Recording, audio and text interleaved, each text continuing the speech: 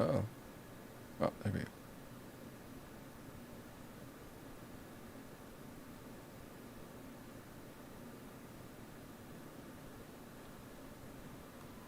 Just getting things set up, everybody. You guys are joining real fast. It's pretty awesome. Cool. Let's see. Whoa, look at that.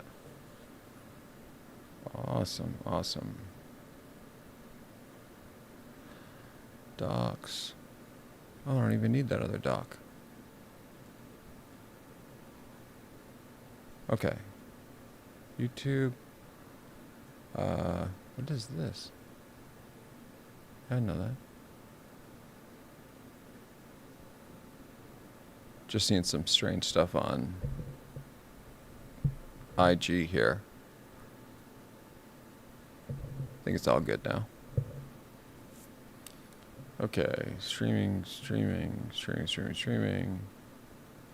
IG is good, YouTube's good, chat's good, everywhere. Yo, yo, yo.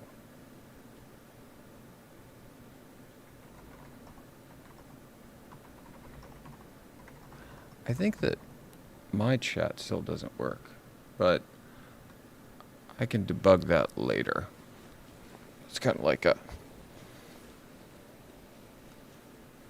Goju only problem.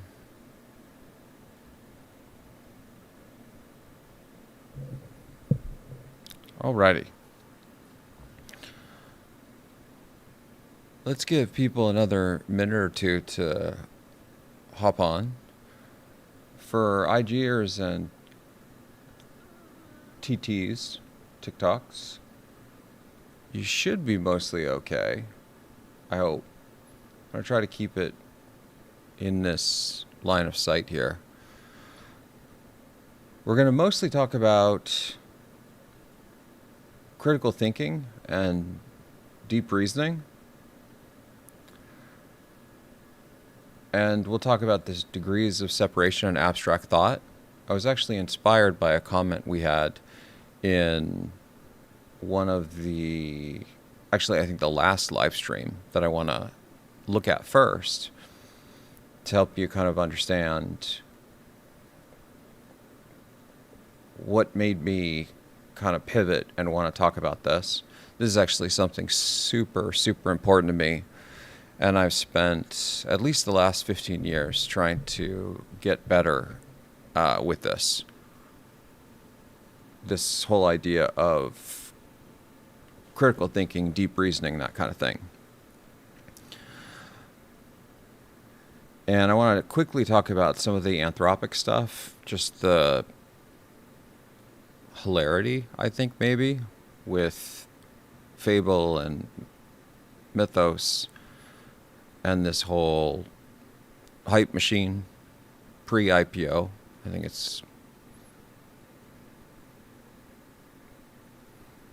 it's largely a marketing ploy, and I'll get into that. But some of the details are emerging that the way this happened, essentially, is Anthropic did its thing, and then Amazon caught wind of the whole fable and mythos stuff, supposedly. And from there, they informed the U.S. government that, wow, this thing's super powerful. And then this came back. Oh, yeah, I need to be able to draw here. I've got like 15 things going on. This is definitely going to be one of those drawing sessions. And my advanced apologies, my drawing skills are terrible. Same with my handwriting. But sometimes you need to draw pictures. Sleepy, what's going on? Hey, everybody. And hey, Al, what's going on, man?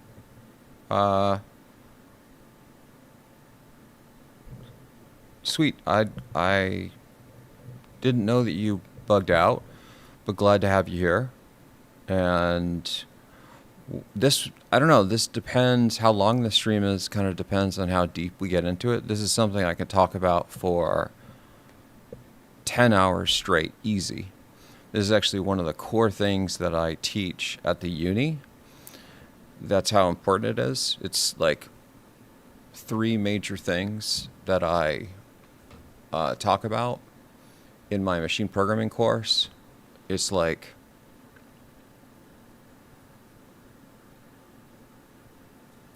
how to deeply reason about things and how to critically think.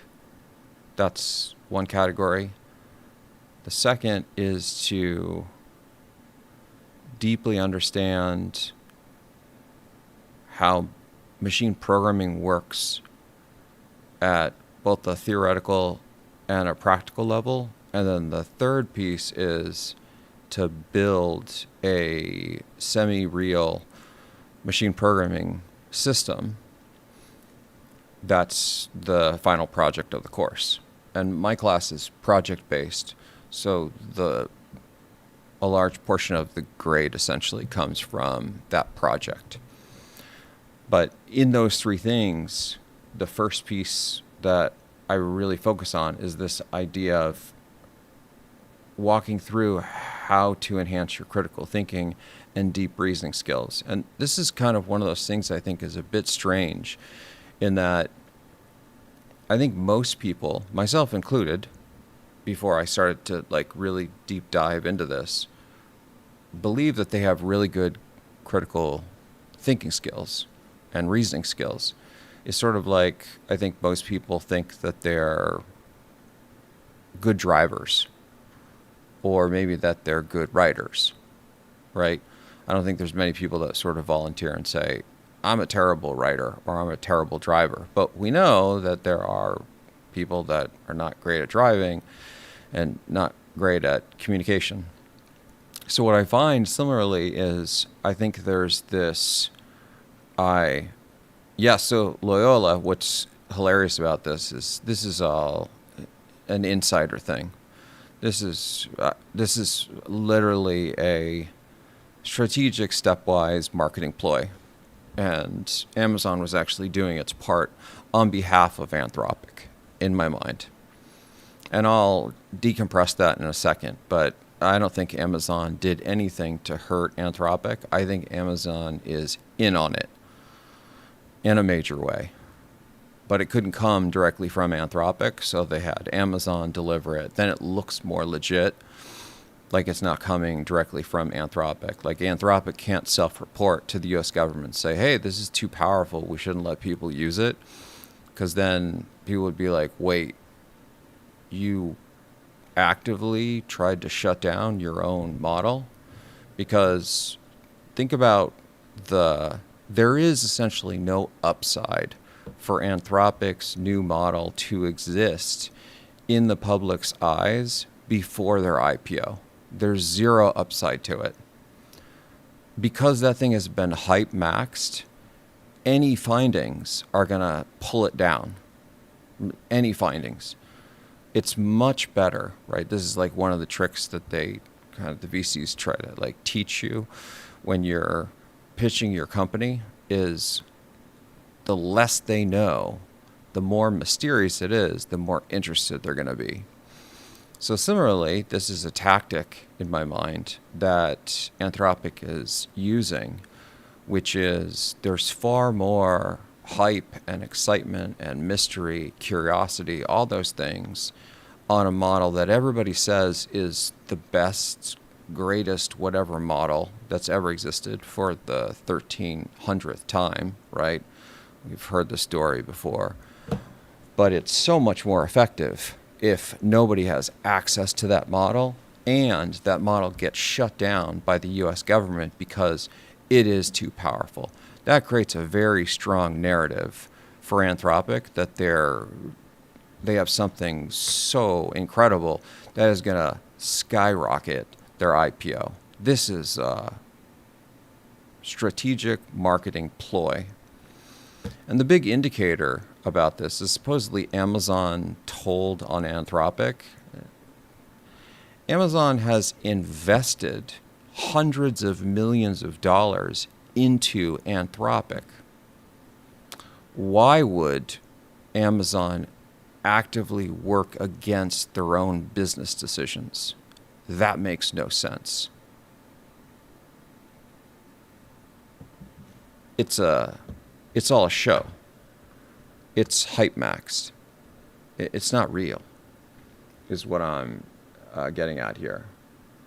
And for those of you that, like, I realize a lot of people don't follow all this stuff as closely as I do. So connecting all the dots and seeing all the tea leaves can be challenging, especially when there's a lot of distance in time between the public's memory of Amazon's involvement in Anthropic. But all you need to do is look on the interweb and what is this? Amazon to invest up to $25 billion in Anthropic as part of its $100 billion cloud. I mean, Amazon's not telling on Anthropic, guys. It's all just one big pretend sleight of hand move. And they're betting on the fact that the public is stupid and they can't connect the dots. But we're not stupid. Really, what they're betting on is recency bias, that people would have forgotten about this. Amazon has invested a total of $13 billion into Anthropic, with an additional $20 billion tied up in blah, blah. So do you really think Amazon is going to actually tell on Anthropic? No. Amazon has a huge investment here, and if this IPO goes well for Anthropic, Amazon wins in a major way. So Amazon didn't tell on Anthropic in any sense. It's total BS. It's completely bogus. It's a narrative that they're trying to push, and welcome to the inside of what goes on in big tech in Silicon Valley. Like, this is the games that are really being played. And it's part of the reason why I have very little interest in being in the VC biz side of startups. Because this kind of stuff, I get to see this on the inside, and then they want me to do things like this. Like, I won't even get into the details of the numerous conversations that I've had with investors on, what we should do, Goju. Now, this is going to sound borderline unethical, but hear me out. And I'm like, nope, I'm not doing that. I'm not going to pretend like we have a feature that doesn't exist. I'm not going to put together like a fake demoware thing that showcases a feature that doesn't exist. I'm not going to talk about functionality that I can't actually deliver, right? It's all lies. And it's actively encouraged. And the part that I think a lot of people don't realize is you end up with a lot of these CEOs and founders that end up going to jail. Do you think those CEOs and founders were making those decisions on their own? Those boardrooms with the investors are the ones that pull all the strings. They have significant control over most of these companies. The CEO, in many cases, is just the front person. It's just a public figure that is a puppet in many cases. Seriously. The person that matters the most is the chairperson of the board. That's the person that's calling the shots. They're the ones that actually run things. And most people don't even know that. They don't know about the chairperson of the board. They don't know that that's the person that's actually in charge of the company. And that's on purpose. Because once you start to have insight on who the chair of the board is and who makes up the board, then you actually find out who's running the company. Instead, there's this fake narrative that the CEO is all powerful, all whatever, and that works out really well for the investors and the people on the board, because then when it comes to accountability time, they can be like, I didn't know. I had no involvement in that. What? I had no idea they were doing all these bad things, right? And so who ends up going to jail? CEO, right? And C-suite people. It's never the board. The board is never responsible for those things, except those are the people that actually run the company. So anyway, once I found out that Amazon was involved in this little pretend story, I was like, oh, I should probably let the Jeets know, because they may have remembered, but it may be, recency bias is a real thing. And so we forget about these things. And I'm sure Amazon's going out of its way to not publicize that right now. But I guarantee you, if you go up to the Amazon executives and say, wait a second, you reported on them, but you're on their board? Like, doesn't that make no sense? And then they'll probably spin up a great story that sounds something like, oh no, we're so ethical that there's no way that we would not report this. This is BS, right? Anthropic is gaming the public. Amazon is gaming the public. And I got to be honest, I don't even know that the U.S. government is not gaming the public here. It could be that this is the strategy they all cooked up together and they're all involved. However, there is another side. By the way, yeah, I'm pretty fiery about this because this is the kind of stuff that I think destroys Silicon Valley. This is the greed part of it that just pisses me off. We're losing the plot because all many of these folks care about is money.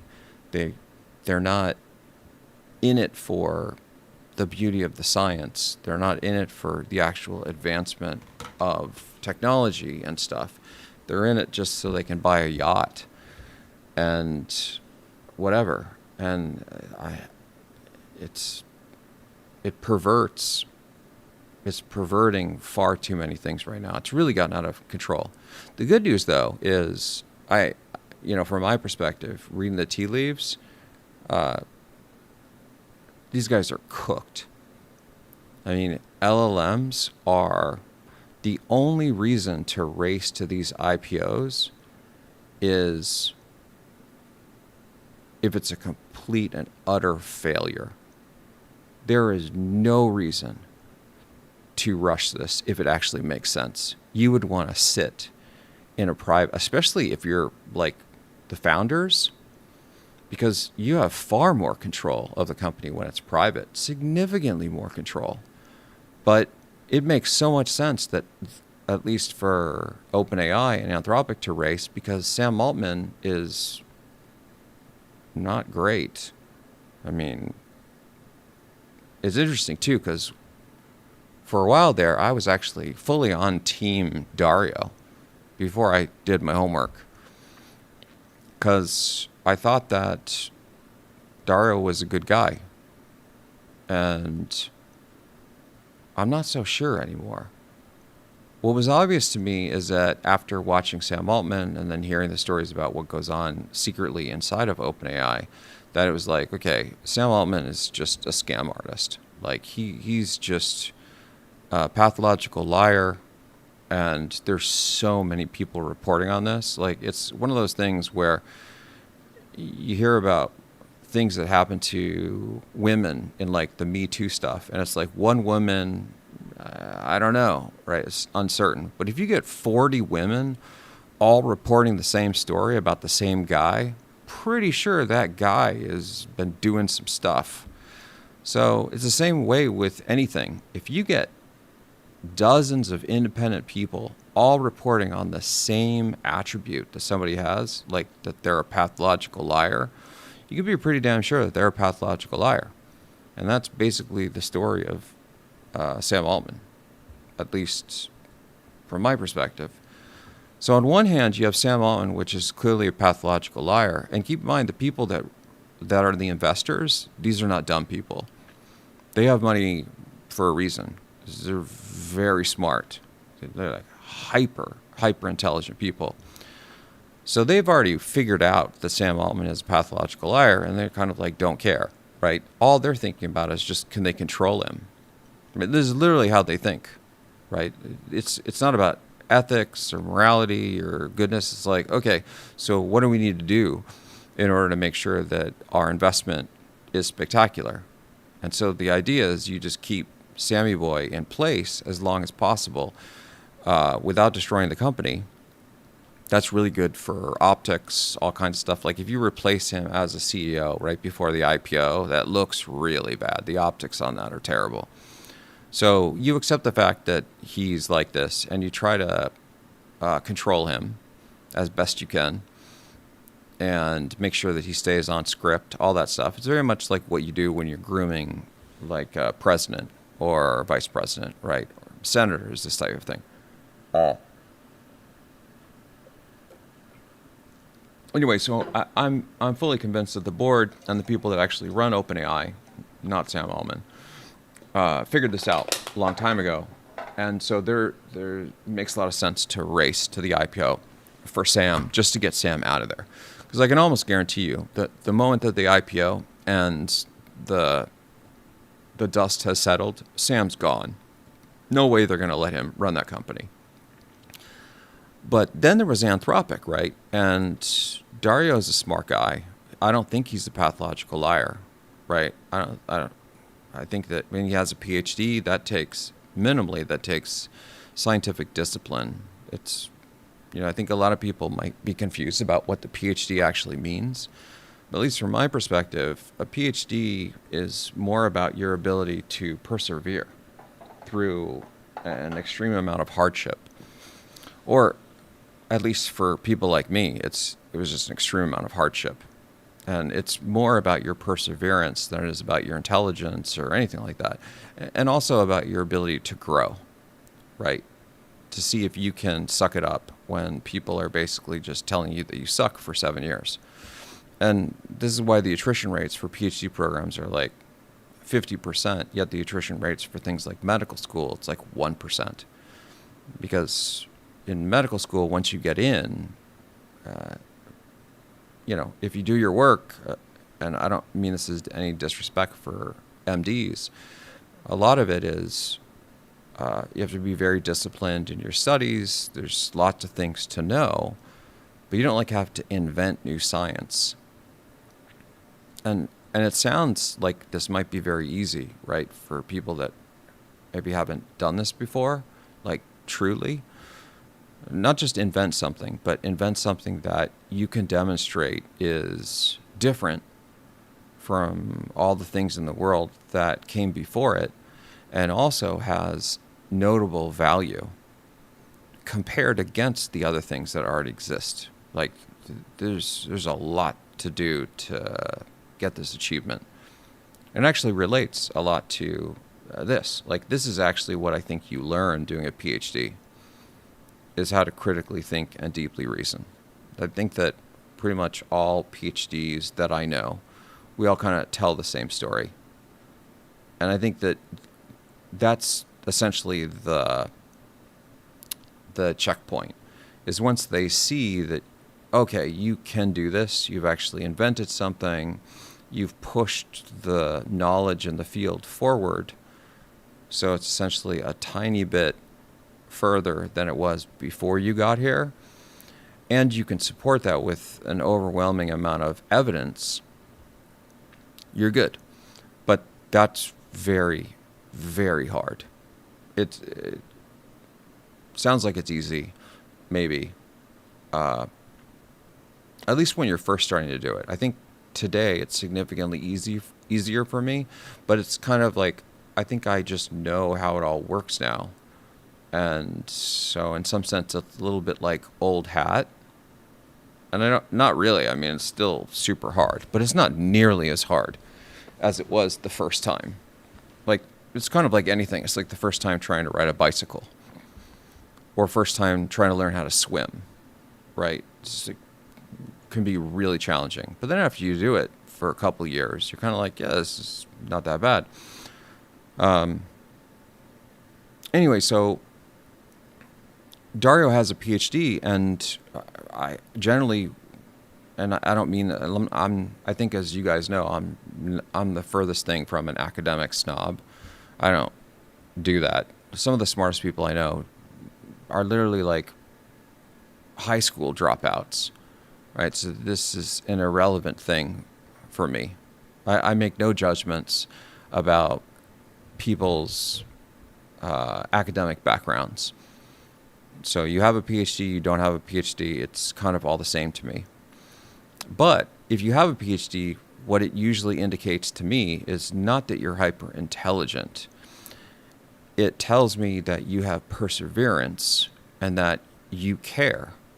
That's what I usually am able to deduce, because that's a lot of time to focus on something that's probably not going to get you rich. I mean, Dario may be the outlier, but if you look at like a lot of the CEOs in almost all these companies, I mean, Dario, I don't know the last time I've seen a CEO that has a PhD. It's pretty rare. You get a lot that have like MBAs and things. Or they were technical, but they dropped out, like the Google boys, Sergey and Larry. So I was looking at Dario, and I saw that he has a PhD, and it's something in like theoretical physics, I think, or something like that. Or maybe it's cognitive neuroscience. I don't know. Whatever it was like not an easy field.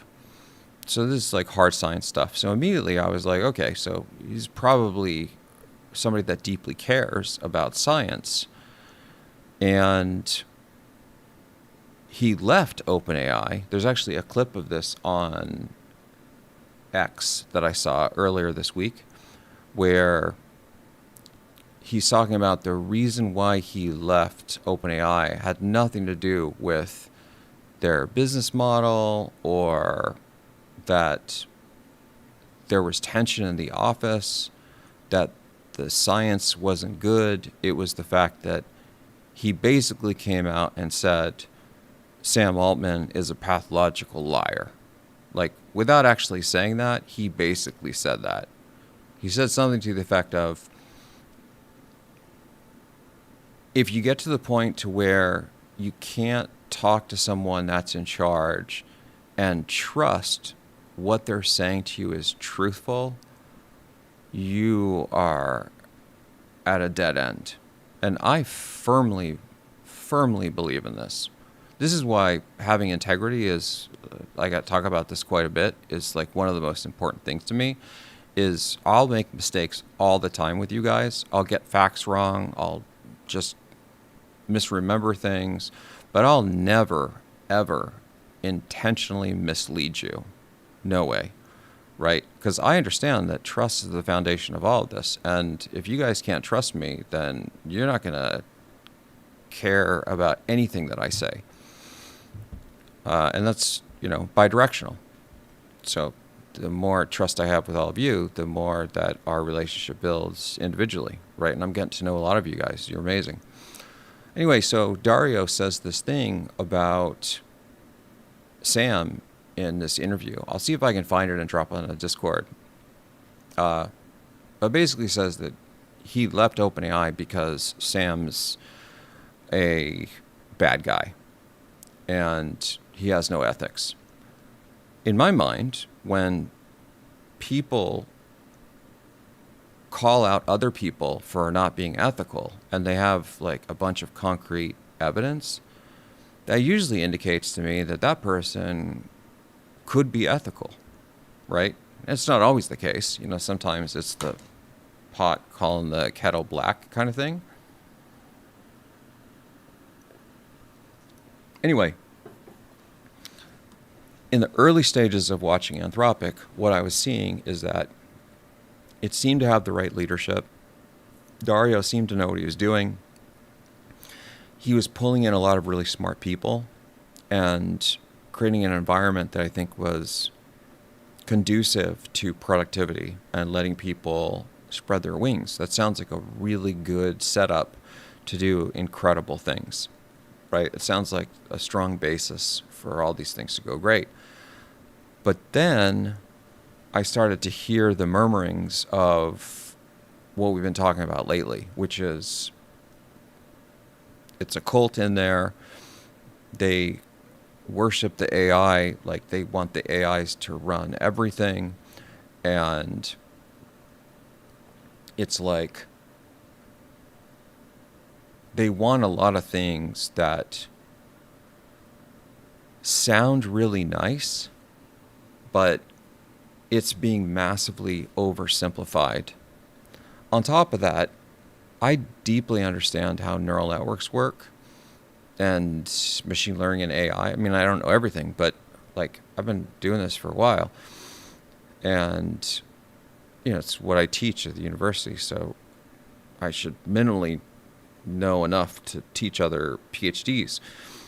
And the overhead of their system just for inference is outrageous. It's like I understand how much compute this is going to require to do inference on these LLMs, and the fact that they're continuing to not tell that story right made me start to wonder, right? And then when I started to really go down the rabbit hole of the stuff that they were doing with the manifesto, that like machines in loving grace or whatever that is, I read it, by the way. What's really interesting is it kind of does like this hook, line, and sinker. It starts off kind of gently, and then it progressively increases the temperature, and by the end, you're on another planet, right? And it's written very elegantly. I mean, Dario's a very smart guy. There's no question in my mind that Dario is. A concrete example of how Sam Altman is unethical. I mean, probably one of the most obvious is the original foundations of OpenAI was to advance artificial intelligence for the benefit of all humanity. And OpenAI was founded on the premise of all of the science and work would be open, thus the name OpenAI.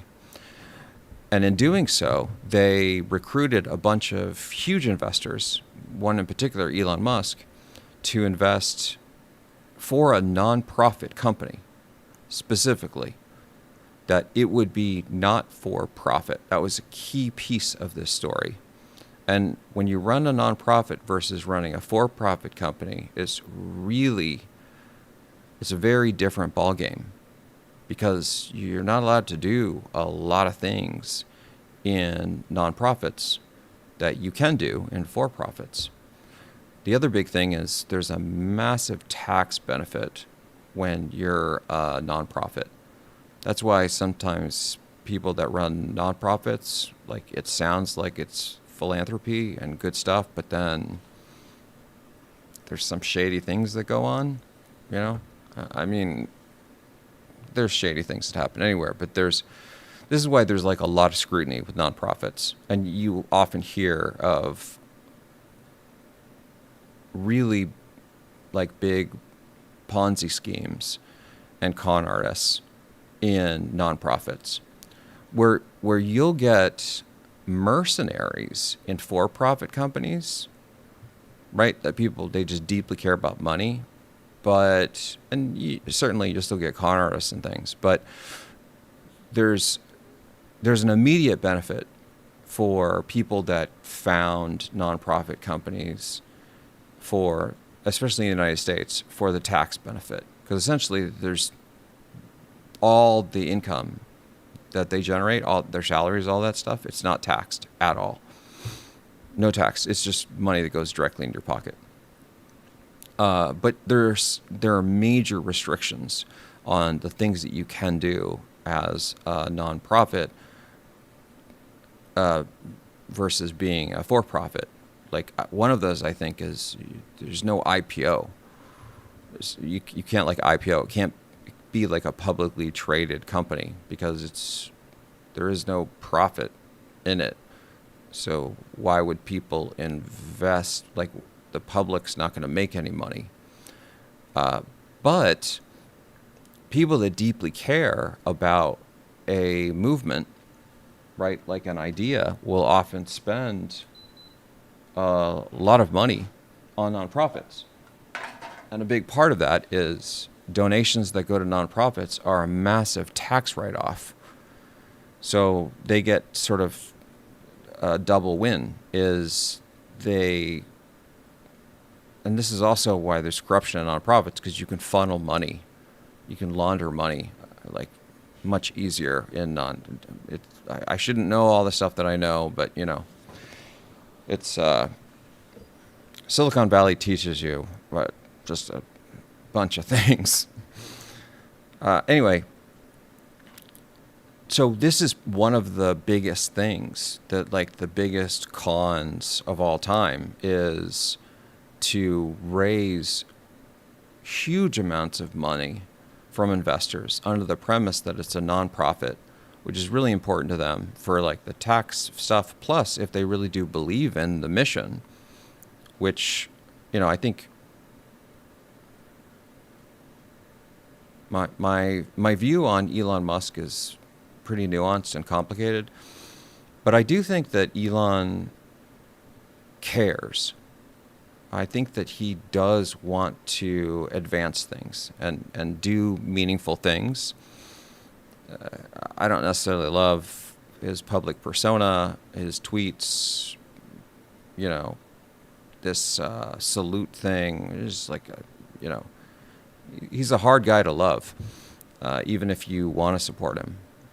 But anyway, I think that he genuinely wanted his investment in OpenAI to succeed and push the science forward. And he was really firm on the fact that it was going to be not for profit.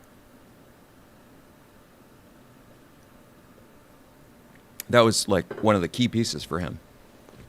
And I'll be honest with you, I don't know that I've ever seen a company ever do this shift from being a nonprofit to profit company. Like, I don't, it's strange. That feels like it should be illegal, right? That it shouldn't be a doable thing. So anyway, so he does this, and keep in mind, this is back in, this is a long time ago when nobody knew who Sam Altman was, but Elon Musk has been around for a while. So if you get an investment from Elon Musk, you're standing on the shoulders of giants, right? And it's massive. It's a huge advantage that they have over almost any other startup, being able to walk into a room with other potential investors or business partners and say, Elon Musk has invested $30 million into our company. What many of you may or may not know is investors oftentimes are two things: follow the leader and fear of missing out. But they get real uptight if they are flying solo. They really panic because they're trying to get a read. I mean, it kind of makes sense if you look at it from their perspective, is they're investing in all these different things and they don't deeply understand it. So they're trying to like read the room. And if they see a whole bunch of really impressive people all backing the same thing, then you kind of like hop on that, right? So if you see that Elon Musk has invested in this thing, then all of a sudden all these doors open. And that's literally what happened with OpenAI, is Sam Altman was able to get Elon Musk on board, and then from that, a bunch of things happened that likely would not have happened if they didn't have Elon in the early stages of creating the company. Like, pretty much can almost guarantee you, most of us would not even know who Sam Altman is today if that didn't happen. That was a huge feather in their cap. And then they burn bridges with Elon, right? And yeah, okay, maybe a lot of people are burning bridges with Elon. It's complicated again, but I don't know of any other prior engagements that Elon has had with people that he's funded where he's tried to take them to court and sue them for billions of dollars of damages, which is exactly what he tried to do with OpenAI. and I believe he lost. Although I kind of think, like, I don't know all the details, but I think that his core argument of investing in a company under a certain premise and then having them shift to something else, I think that's pretty sound. Anyway, so that's one example. There are other examples. There's another one that I think a lot of people don't know about, which is, and by the way, they scrubbed the internet for removing this. It's very hard to find now, but it happened. And everybody is rewriting history on this. So literally, it used to be on Wikipedia. It's gone now. And when you talk to any of the YC folks, Y Combinator folks, they tell a story that is not what actually happened. But what really happened is Sam Altman, I believe, was president of YC for some period of time. And he's been scamming people and cheating and lying and stealing for who knows how long. So, pathological liar, it's pathological. They're just going to keep doing it. So he was doing this in his YC days, and he supposedly tried to take control and assign himself as the chairman of the board for YC.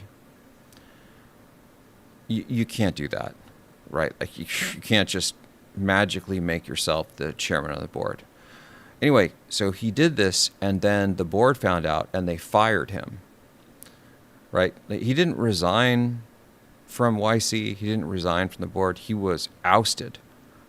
He was removed because he was doing some really shady things.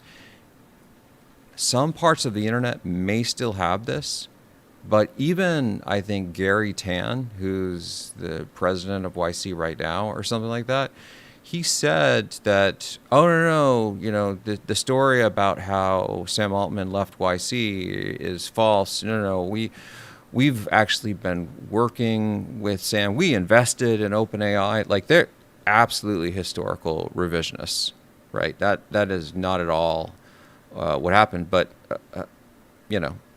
YC wants to be in the good graces of Sam now, because Sam is, at least in this month, supposedly in a position of power. And so the YC folks are not dumb, and they can read the tea leaves and want to stay in good graces with people that have a lot of power. And at the time, they were significantly lording over power over Sam, but then the tables have turned, at least temporarily. I don't think Sam's going to last much longer in the public eye. I'm reading the tea leaves myself, and public sentiment, first of all, on just how lousy the guy is. Like, again, I have that rule where I don't generally talk negatively about people unless you're super famous and public figure and you say or do really dumb things. But I don't even pause when it comes to Sam at this point, right? Because you just read about it. It's the number of people that are all telling the same story is insane. So there's that, right? So there's the YC stuff they did. There's the OpenAI stuff. And then, of course, he was fired from OpenAI. He was fired as a CEO and from the board. And by the way, normally the way this works, guys, is a CEO is very rarely, if ever, fired. That's what you hear is like the CEO has resigned. The CEO has stepped down, right? That's oftentimes not what's really going on. That's just an optics thing. Is they're trying to make it look graceful, and they're doing it largely so the company looks good. Because if the CEO is fired, then that will make a lot of people panic of like, uh-oh, stay away from that company now, because even though they got rid of the bad apple, that's probably corrupted that system for some period of time, right? So you don't want that for the future of the company. And then also, it helps the CEO land their next job or whatever. It doesn't like put a permanent blemish on their record. Twice now, right? YC fired, now OpenAI fired. And the insider take on OpenAI is that it was just a trust thing. It was that the lies, no one believed anything that he was saying, that he's just a chameleon. Whoever he's talking to, he just changes his tune to match that and then tries to win them over with this really low IQ strategy. I mean, that's going to work on people that aren't really, paying attention or aren't able to kind of see through the BS. But more intelligent people that are wiser and people that know how to read the signals, they're going to figure that stuff out pretty fast. This is why, generally, I have this rule of not lying in general, but I never lie to people that are hyper intelligent. Never. Just don't do it. It will get found out. Just tell the truth. One of the worst things you can do, I think, is lie to someone that's hyper intelligent, because they will figure that out and you will be owning that down the road. In general, I think lying is just a bad idea, but really, really bad idea for hyper intelligent people. Anyway, yeah, Diego, we're about ready to get there. Sorry, I got distracted, but this is the kind of the high level rabbit hole of Sam Altman, but it goes much, much deeper than that. There's actually a book that was written about this, where this woman surveyed a lot of his inner circle for, I think it was over a year, and all of them were saying the same story. Anyway, I'm glad Diego jumped in, because I could probably rabbit hole on this for hours, and I kind of want to get to something. By the way, you may have noticed, for those of you on IG, you probably can't see this, but those of you on the other stuff, you can. So this is the update to GCC that we're working on. I've been cranking on this thing, and the stuff that I have built in now is, I'm just getting started, but it's getting pretty incredible. But I want to show you guys something. So what was, where did this original comment? Yeah, so it was Andres. Okay, cool. So I can now go to Andres, and I can, unless we just broke into the process. Yeah, it sounds about right. This was working before the live stream started. What I should be able to do is click on this, and the heart will become active. I wonder if I can ping Claude.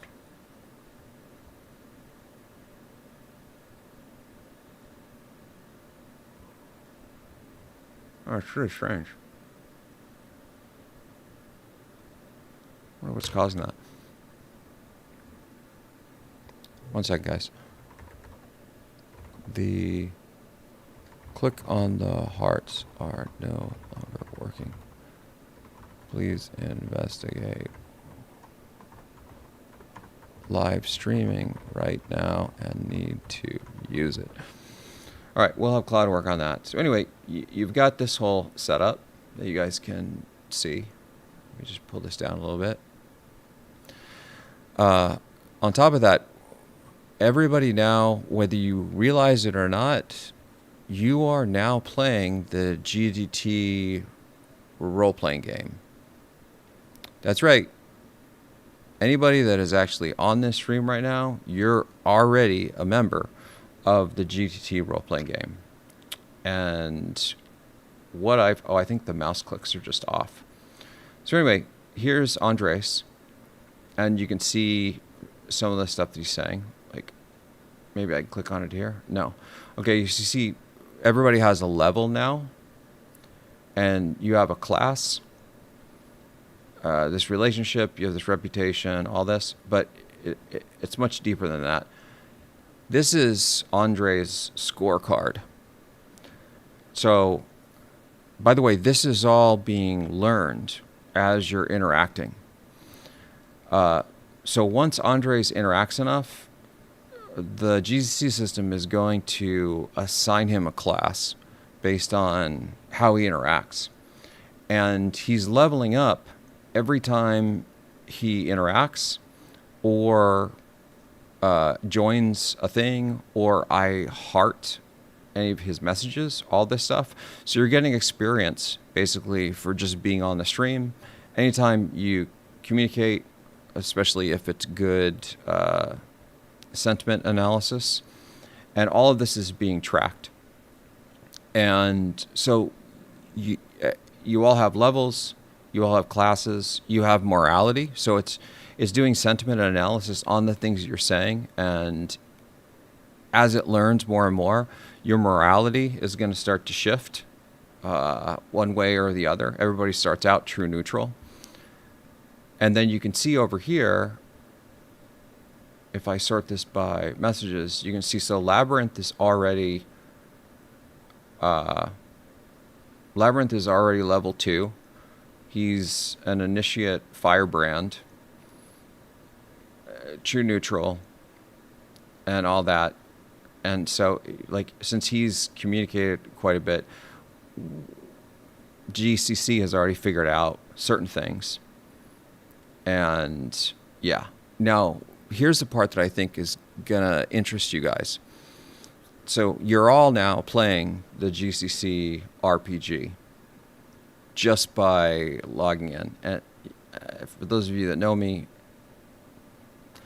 you probably saw this coming, right? This is what I've been building in the background. It's a full database of everybody. You're all characters now in the GCC game. It's Nautica all over again, except it's just with live interaction.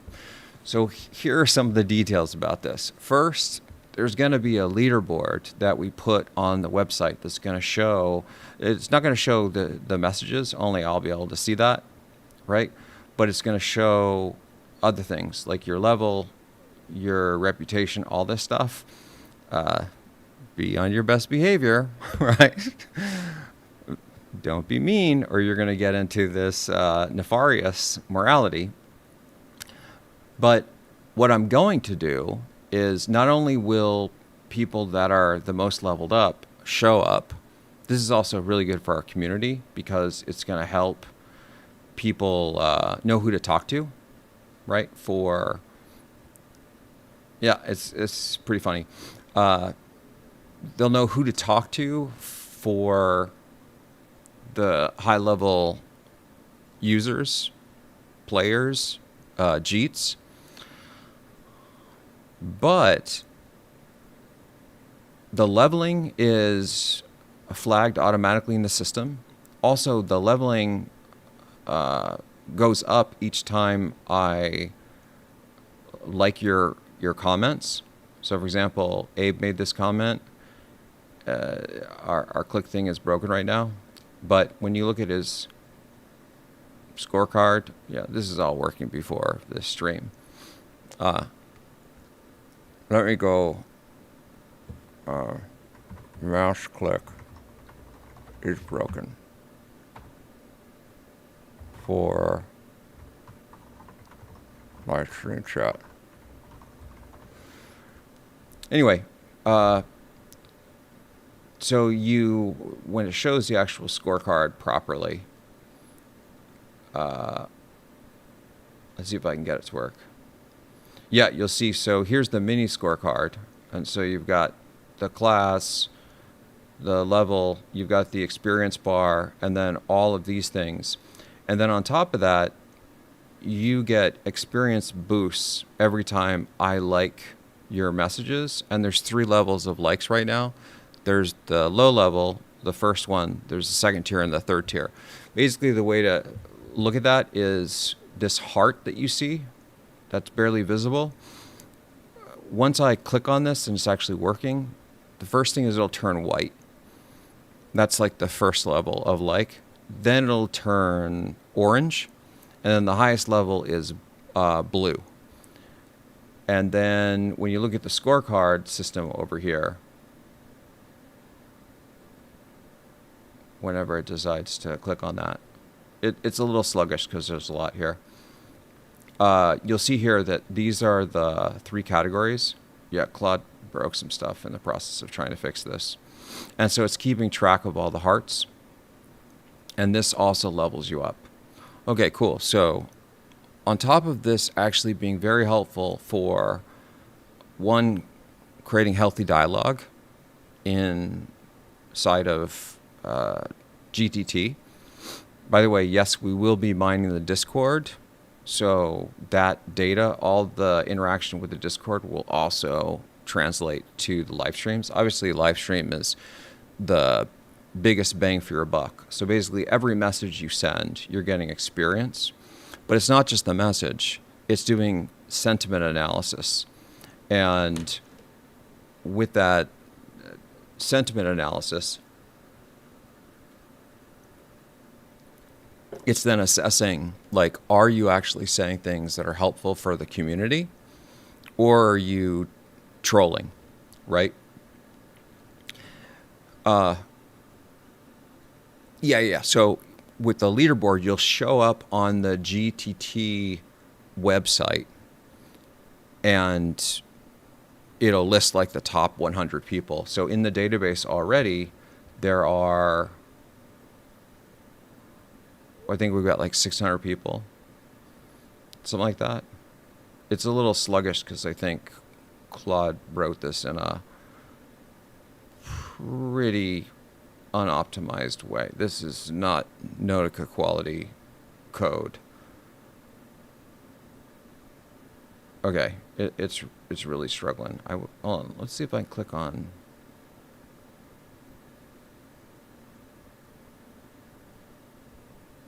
Yeah, that's like what I always like to say is I've had demoing my software go sideways my entire life. And my joke is that it's real software if the demo breaks, right?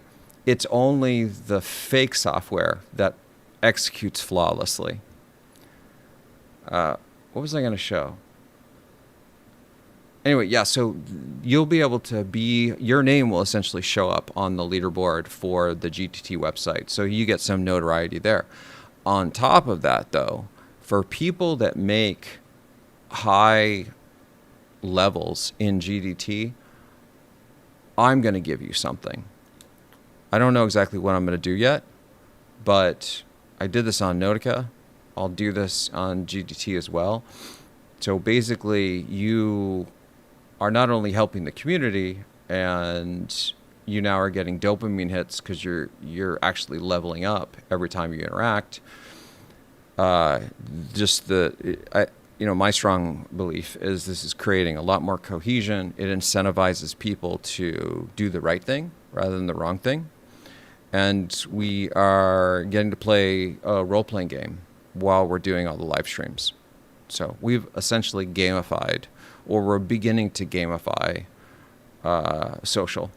So thanks, Adin. Appreciate it. Yeah. And I just started hacking on it a couple days ago. I anticipate it's going to get much, much more complex and awesome. But clearly we have some performance things that we need to sort out. Anyway, all right, now let's go to the actual topic, which is... Oh, yeah, I actually need to show this to get onto this topic. So there was a comment made in the last stream. That's interesting. Okay. That I want us all to look at, because this is what's inspired me to talk about this.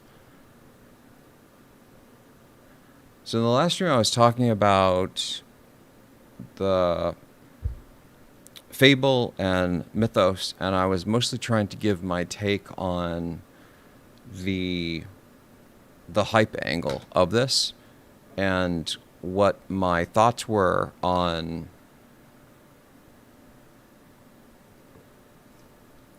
what was really going on.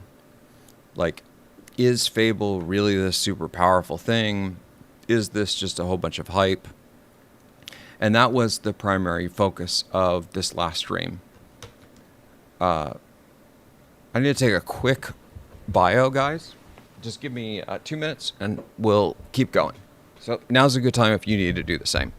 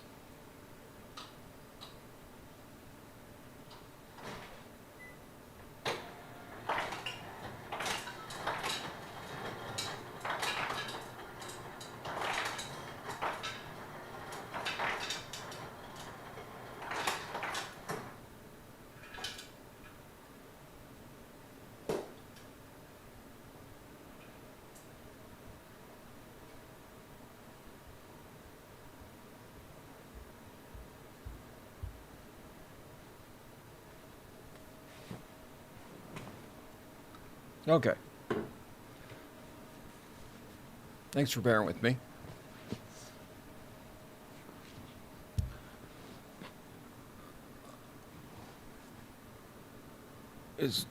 Did Claudie boy restart this guy while I was gone? No, it's still broken. Okay.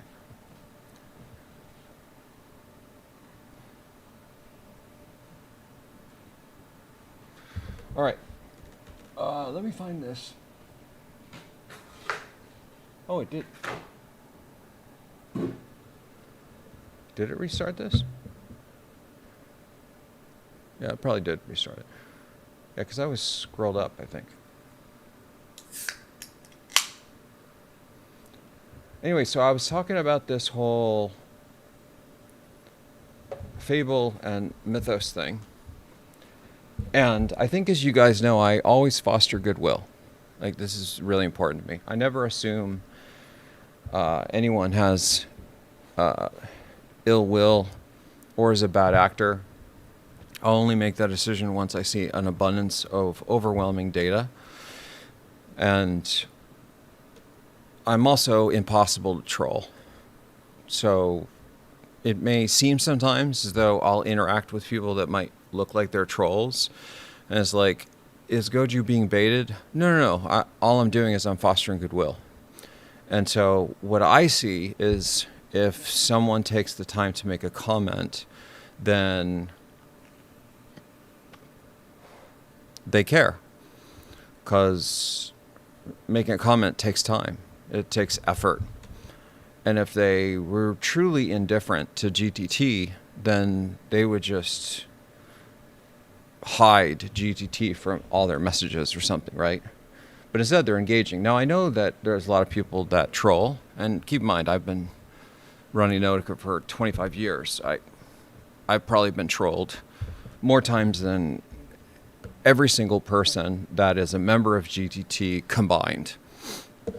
The stories that I could tell you are just insane. So I'm not naive to it. I just am going to give everybody a fair chance, because sometimes people don't know how to communicate. Their intentions are actually wholesome, but they're emotional, right? They're passionate about something, and I said the wrong word, and so it like triggered them or something, right? People make mistakes. There's many interactions I've had with people where the initial interaction with them was not great because they were coming in a little hot, but then when they see that, like, I'm not going to judge you on those things, then it gets better.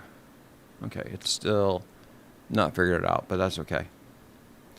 The reason why I'm sharing this is that when people say things that I think a lot of normal people would be like, one, they would be triggered by it.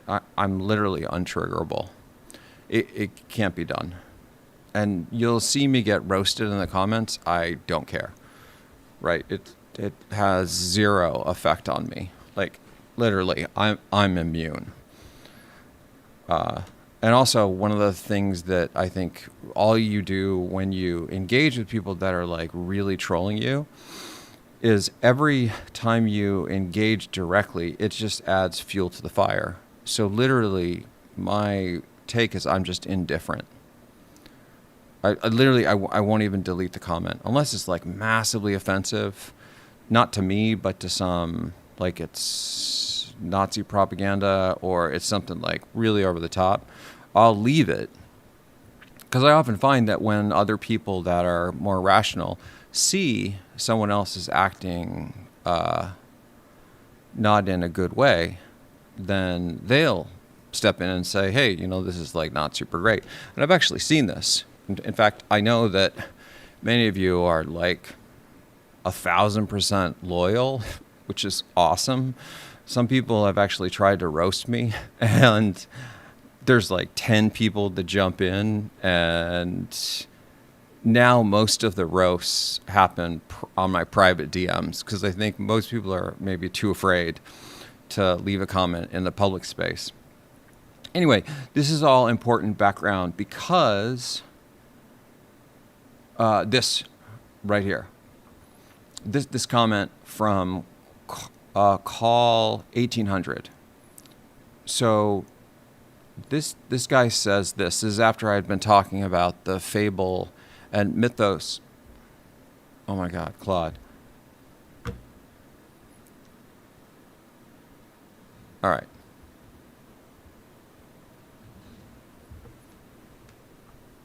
Stop rebooting GZC. Oh, now it thinks that it's done.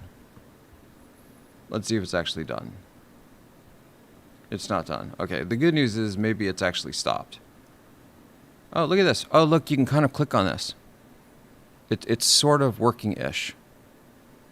It's just the point is off. So look, so this is, so Jasenia is one of my favorite people. By the way, it's great to see you, Jasenia. Jasenia Daya, or something like that. But, so this is off. What just happened? Where did Jasenia go? Oh, here we go. I think it just scrolled. So that's off. That's the first level, the white heart. That's the second level, and then that's the third level. And now if I click on Jasenia, you will see somewhere that she's getting those hearts, and she probably just got, yeah, maybe the hearts aren't at, oh, and you can see it over here too, right? Okay, super cool. Now, let's go back to this comment. Is this guy says, oh, here we go. Where did it go? Oh, here we go. Bruh, how can you talk for Claude? I thought you said you were done, bro. Like, I think done means. All right, I need to tell it to stop doing this now. Stop rebooting. I'm trying to show the people on the live stream something important. Knock it off. Oh, now it says, by the way, the mouse click is still broken. It's off by about one line. Dum-dum. Sometimes I give Claude a little bit of the smackdown, especially when by the way, it knows that I'm live streaming. And I just told it about the problem. I didn't give it permission to just restart GCC, but, those damn AIs. Where did our bro guy go? So basically, here it is. So how can you talk so much about TS? I don't know what that is. And you didn't even try it out. Now, when I saw this comment, I paused because, again, I foster goodwill. And I was a bit confused. And the reason why I was confused is I didn't understand how he didn't understand. Or she. Like, I couldn't tell if were you listening to what I was saying, or like, is this a real question? Because again, I don't assume anyone's trolling. This is not the first thing that comes to my mind. I genuinely think that this is a bad approach to life, that you shouldn't just assume that people are bad actors, because a lot of people aren't, and they just are not communicating exactly the way that you communicate. And a lot of people have good hearts, but they have really poor, social skills, right? They just don't use the right words. So it could very well be that he's not trying to troll me, that this is a serious question. But when he asked this, I was kind of confused. And so I tried to explain this and said, because I read a lot. And this is the real answer. But I spent some time thinking about this afterwards, trying to understand, did he really not understand what answer I was giving? And then it made me realize some of the things that I talk about, I talk about things in very abstract ways because I use this discrete degrees of separation and abstract thought. And in conversations I've had with other people I've worked with closely, they've often said, you think at such a meta level, I can't keep up with you, right? You're able to think at all these different levels simultaneously. It's really hard to track. And so then I got inspired and thought, okay, so what I want to do is have a session to explain what I meant in trying to answer this question, because I'm going to continue to foster goodwill with Call 1800, right? Until I know for sure that he's this seems like it could be a very innocent question, and he truthfully is confused, and that's really common, I think, if you haven't learned how to deeply reason about things, because you may not have learned how to think abstractly. And what I generally find is that there is a sort of direct correlation between people's ability to think in a really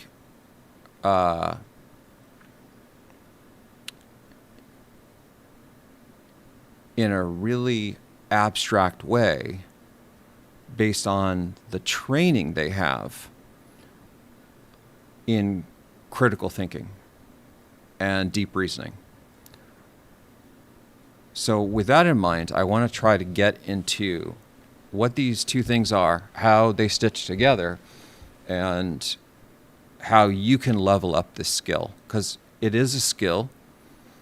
There was a long period of time that I was really not good at doing this.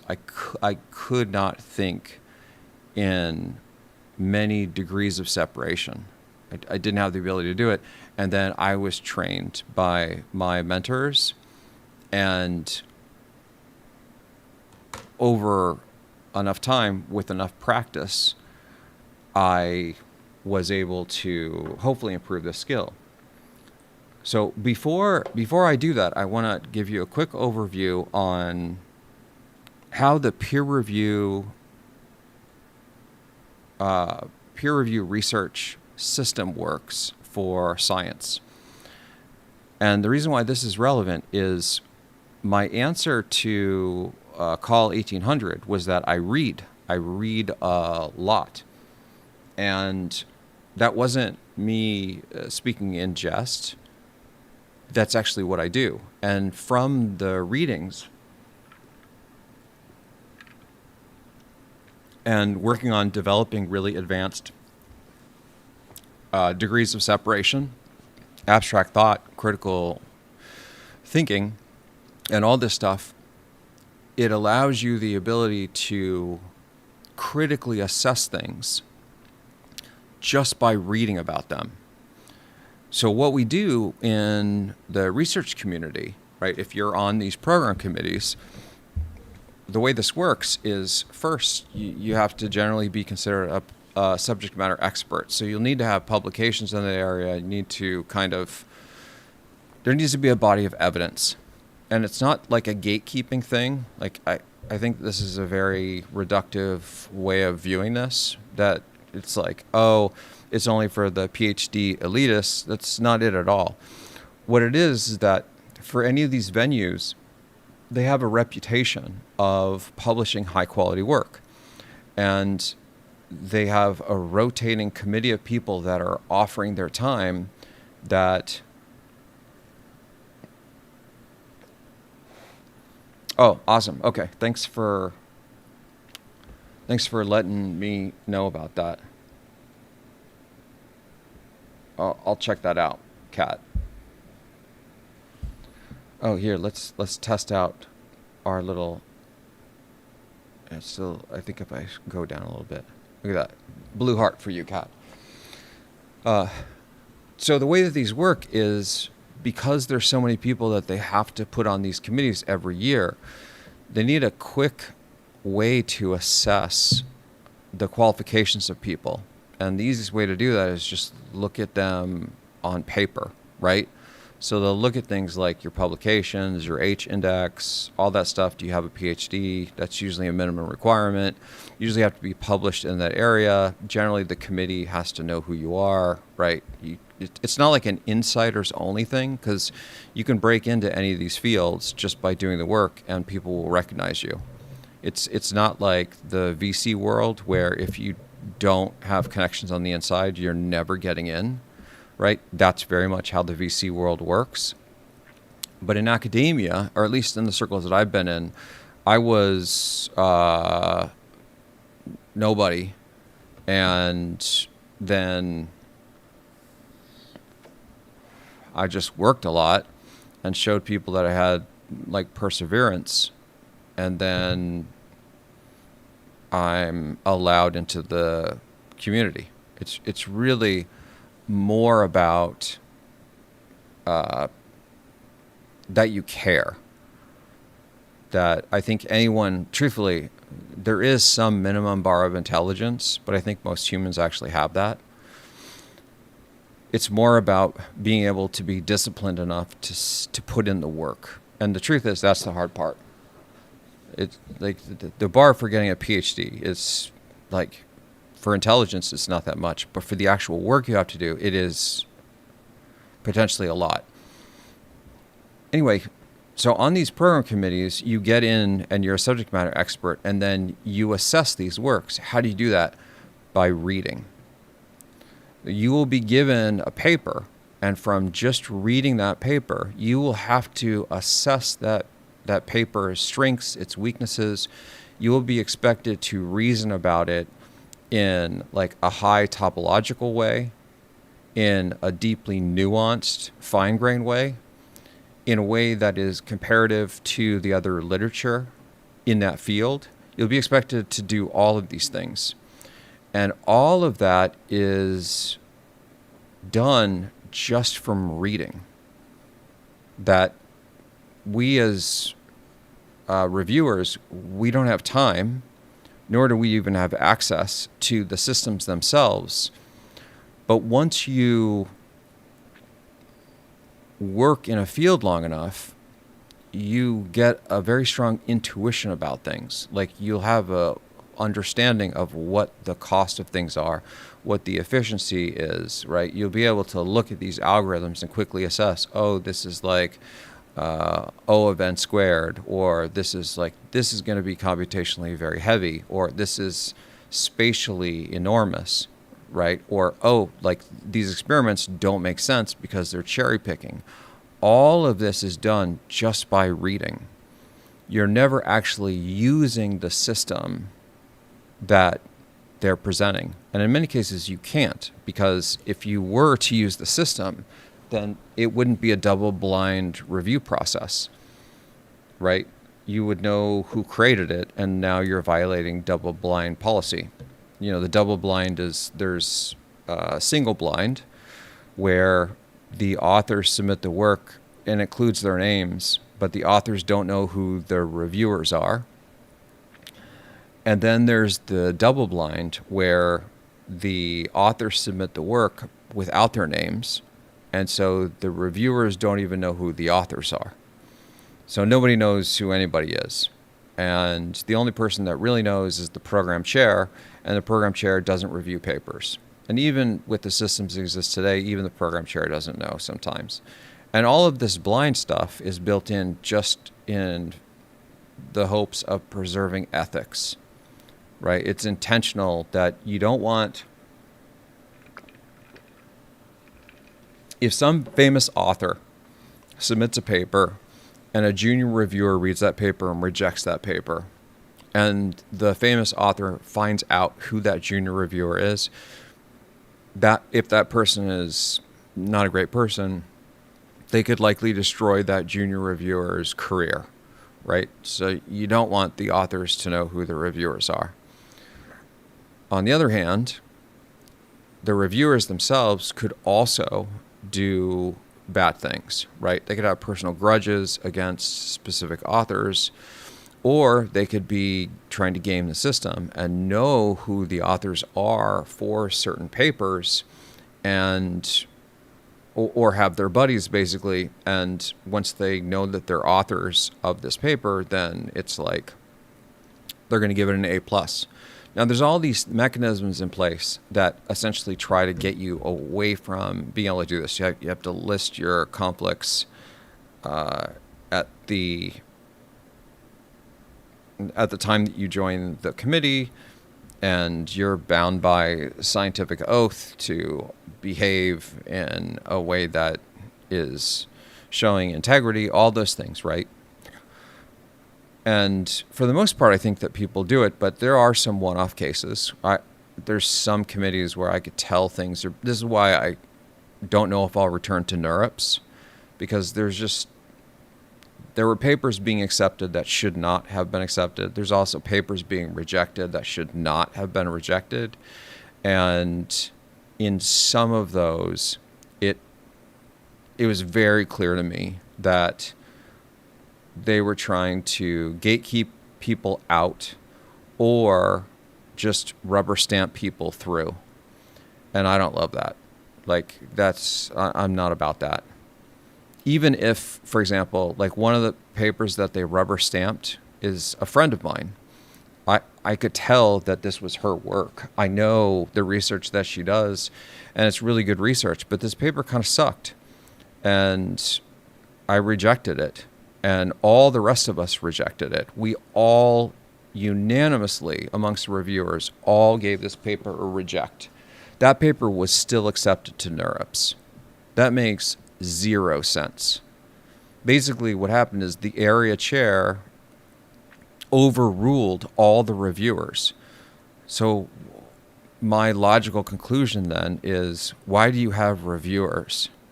If you're just going to overrule us, like, I could understand if it was a split. The area chair overruling or making final decisions on splits is very common. Or the other case where the area chair is like a little bit harder and the authors are arguing for acceptance and the area chair is like, I don't think so. I know more stuff. I'm kind of the boss, and so this paper's not getting in. In fact, I've had papers where I've received unanimous accepts on the paper. Every single reviewer has said, accept this paper, and that paper still got rejected, right? So it can absolutely happen. But to have a paper that everybody is rejecting, because the goal, keep in mind, for a lot of these tier 1 conferences is to reject papers. The goal is not to accept papers. The goal as a reviewer is to reject papers. That's your actual job. And in the off chance that you get a paper that you're going to accept, that's great. But they need to keep their numbers low, right? It's like a prestige thing. It's kind of stupid. I don't love it. I think all the papers that are good should be accepted, and all the papers that aren't good should not be accepted. It's actually pretty straightforward. But they have their quotas. And anyway, so in this particular paper that we're talking about, the goal is to reject papers. But this is one of my friends. She's super famous. People worship the ground that she walks on, and everybody could kind of tell that this was her work, and it got accepted. And I was like, I think I may be done with NeurIPS. Okay, so putting all that aside, the reason for that background is the way that the peer review research community works is we're able to deeply assess things just by reading about them.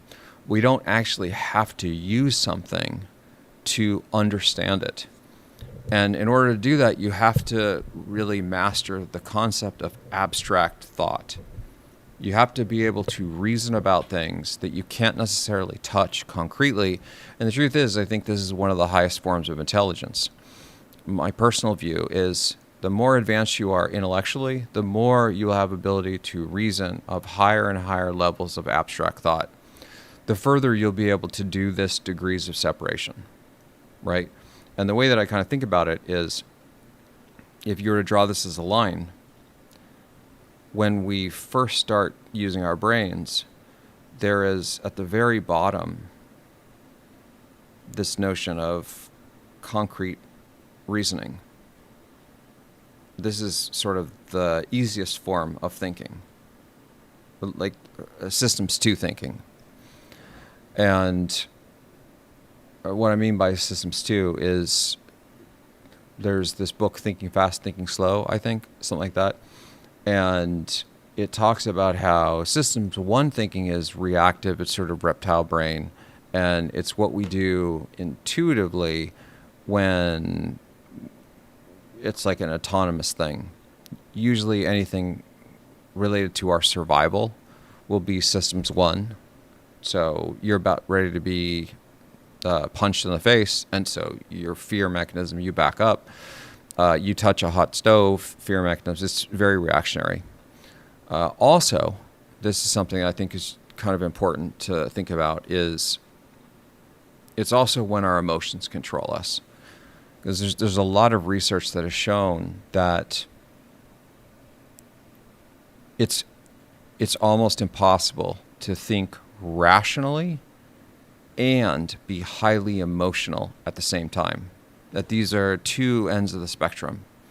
That your rational mind turns off when your emotional mind takes over.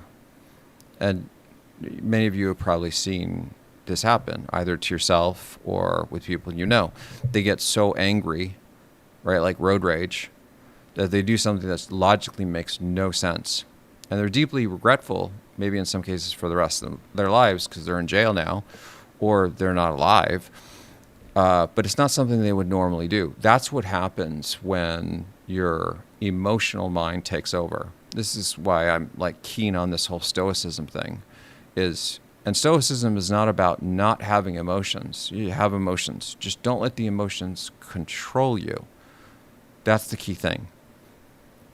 So when you get emotions and these autonomous things off to the side, that's all systems 1 stuff. Now you move into systems 2 thinking. And systems 2 thinking is where you start to actually reason about things. That you now have to sit down and think. Things like long division or complex logic that has multiple steps, and you need to get all the steps right. This is all in the space of this systems 2 thinking. Now, a lot of people, I think, when they first start learning how to think logically, they start here at this concrete reasoning level, and then that's the end, right? So they learn how to deal with things like you can add 2 numbers together, but the moment that the numbers start to vanish and it starts to become like variables, that the variables are placeholders for numbers. This is one of the first layers of abstraction. And then you can go even further, right? You get into things like calculus, where you have placeholders for not just variables, but for operations that are going to do transformations on those variables, which will result in an even different number. Every time you add another layer of abstraction, you're adding complexity to this. And this is what it means about this degrees of separation, is your ability for abstract thought is largely predicated by your ability, how many degrees of separation you can hold in your head or reason about simultaneously. What I often find is that most of the very interesting things that are happening with scientific advances or things of this nature, they are not in the first layer of separation. And this is where a lot of people stick, is this is why I kind of need to have this this tablet to draw this out, is let's say that you're trying to do a optimization for a neural network. And this is the innermost layer. It's very concrete. It is essentially the bullseye of what you're trying to accomplish in this work. Yeah, and with practice, Abe, especially now that you're aware of this degrees of separation, all you need to do is just know that the further abstract you get, or the more off target you focus, the more likely you're going to see things that are invisible to everyone else, or invisible for any of the people that couldn't make those abstract steps out. And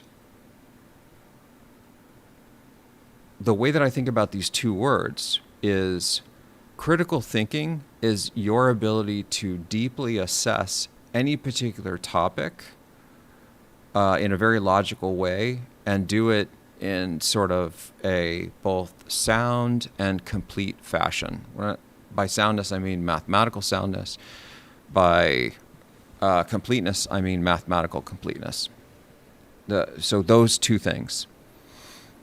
That's critical thinking. Deep reasoning is the ability to think about these things at different layers of abstraction. It's very common to have people that can do one or the other and not both.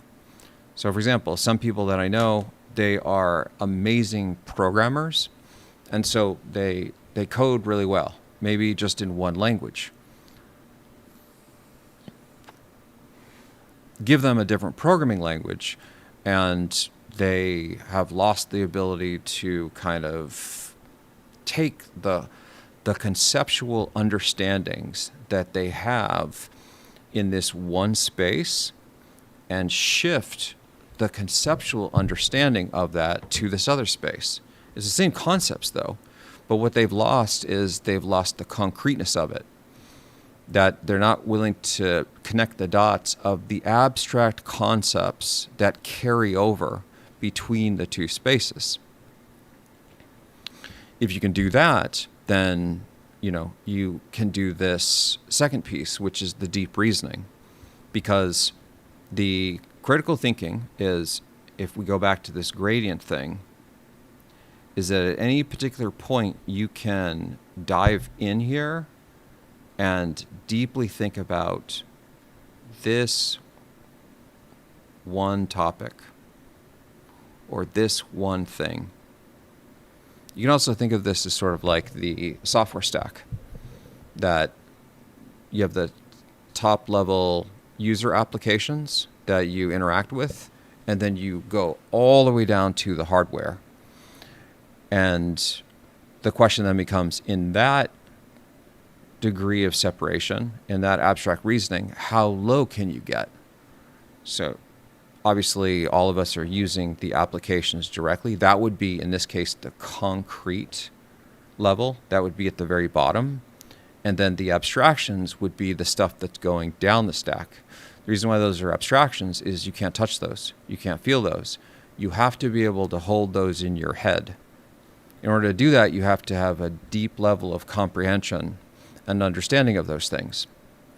But again, this is hard, and it goes back to Call's question about how can I possibly assess anthropic fable and mythos without having ever used them.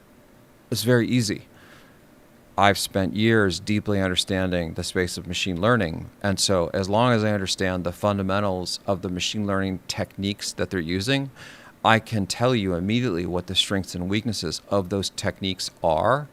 That gives me immediate insight into the boundary conditions of what it's capable of, right? So, for example, I'll often say that language models are never going to solve AGI if it's a language-only solution.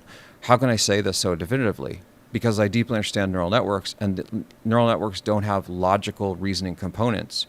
Intelligence, the way that I think about it, is predicated on one's ability to think logically. If you have all the advancements in the world for this technology, but it doesn't have the ability to logically reason, how can that system ever achieve something like AGI? That's impossible, because it doesn't have the ability to reason logically. That's why people like myself or Jan LeCun or others are saying language models are a dead end. It's not because we're anti-language models. It's just that we deeply understand how they work, and we can just work through in our head, like, logically, this would be inconsistent. Like for example, one of the things that people have said is you can solve hallucinations just by turning the temperature down. No, you can't, right? You're not thinking about the whole picture here. First, you may be able to get neural networks to not have hallucinations, or SCS is what it really is, but that's just for inference. And even in that case, there's still things that are executing out of order. But in order to reason about like the way that I'm doing right now, you have to deeply understand, not peripherally. You can't just know the buzzwords. Like, you actually have to deeply understand how all this stuff works, and then from that understanding, be able to walk through all the things that it could or couldn't do. Right? So when I think about the need for an application to be deterministic, there are many things that have to happen in order to achieve that. So I can easily come up with numerous cases where if they're running in the cloud, the language model is so big it doesn't fit on a single node, then what's going to have to happen is you're going to have a serial order of the inference results that would have to be processed properly to ensure deterministic output. This is just, again, from my studies and understanding serialization and linearizability, things like this. The way that it works today is they are completely out of order. And that's okay because it's an approximation. And generally speaking, when the inference results are coming in out of order on a multi-node system, the out of orderness isn't going to change things greatly, but it still will change them slightly. And therefore, you've lost determinism.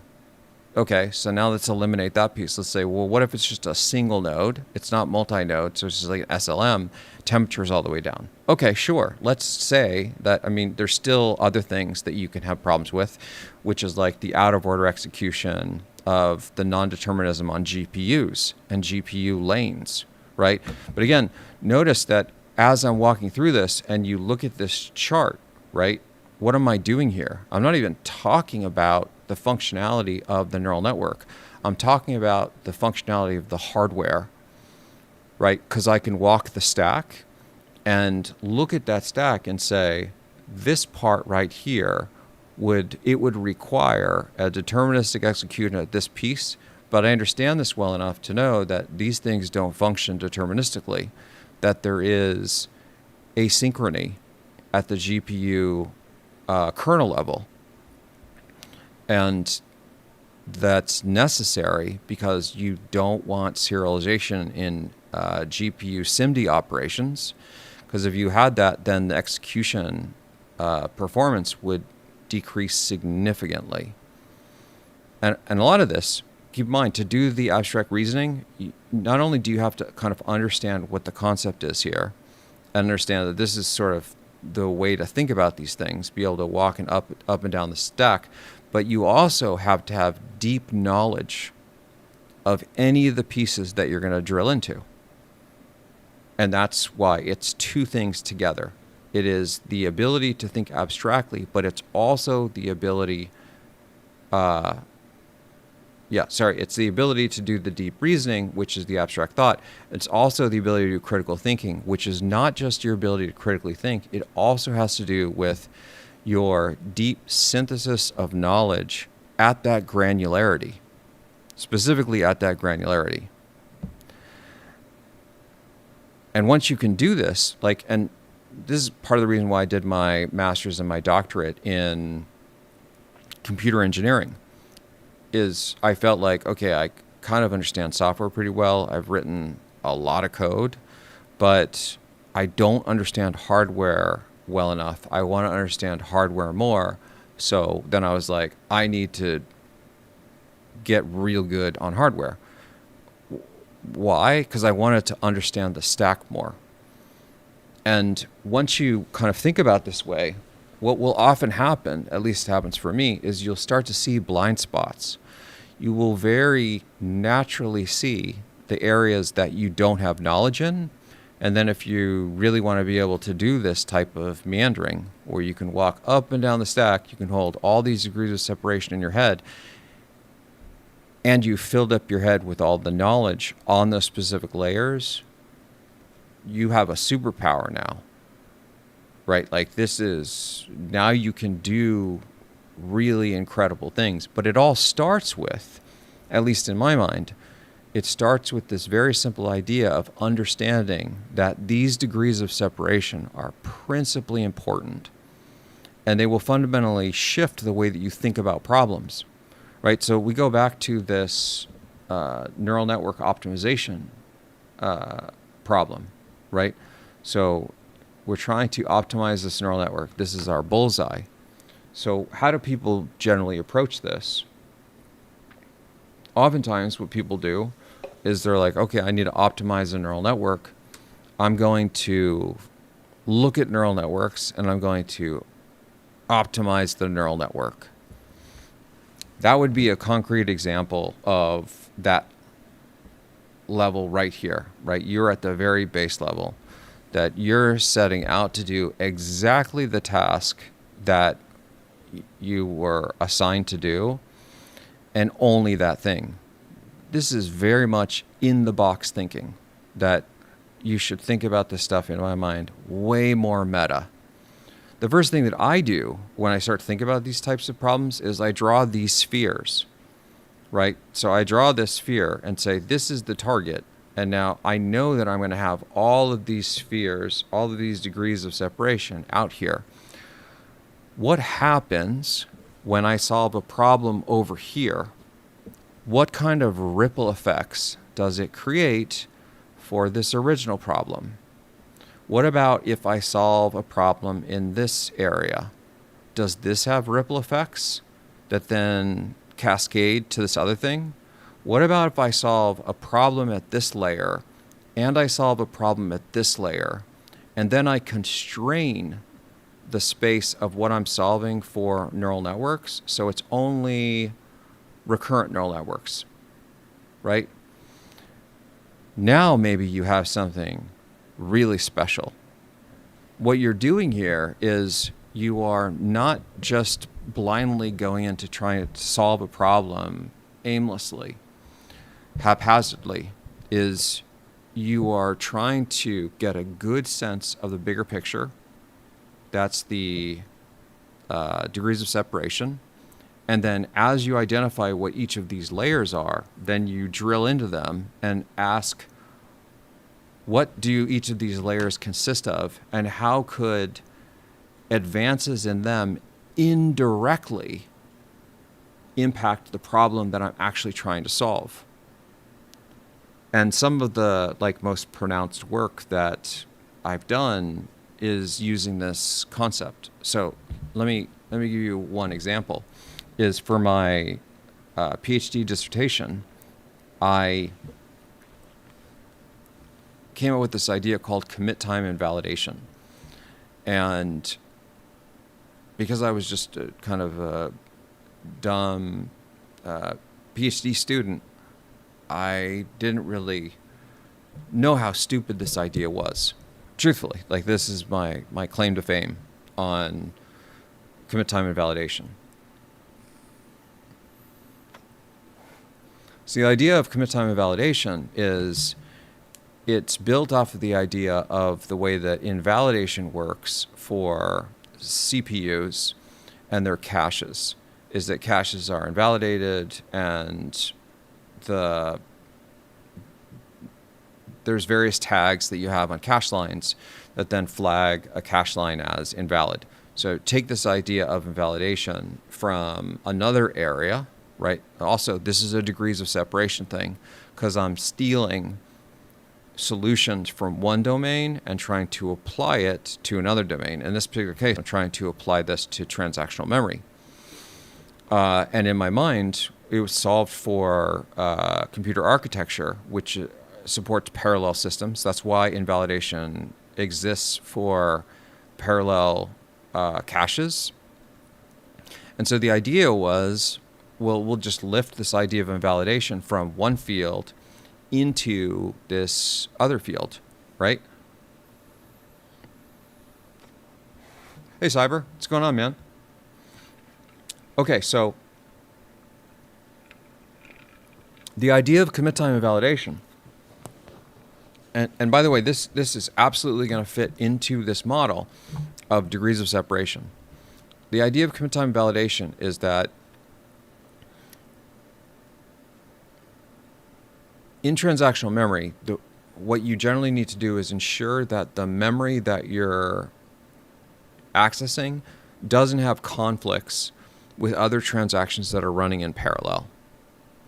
And the way that it was done in the field at the time was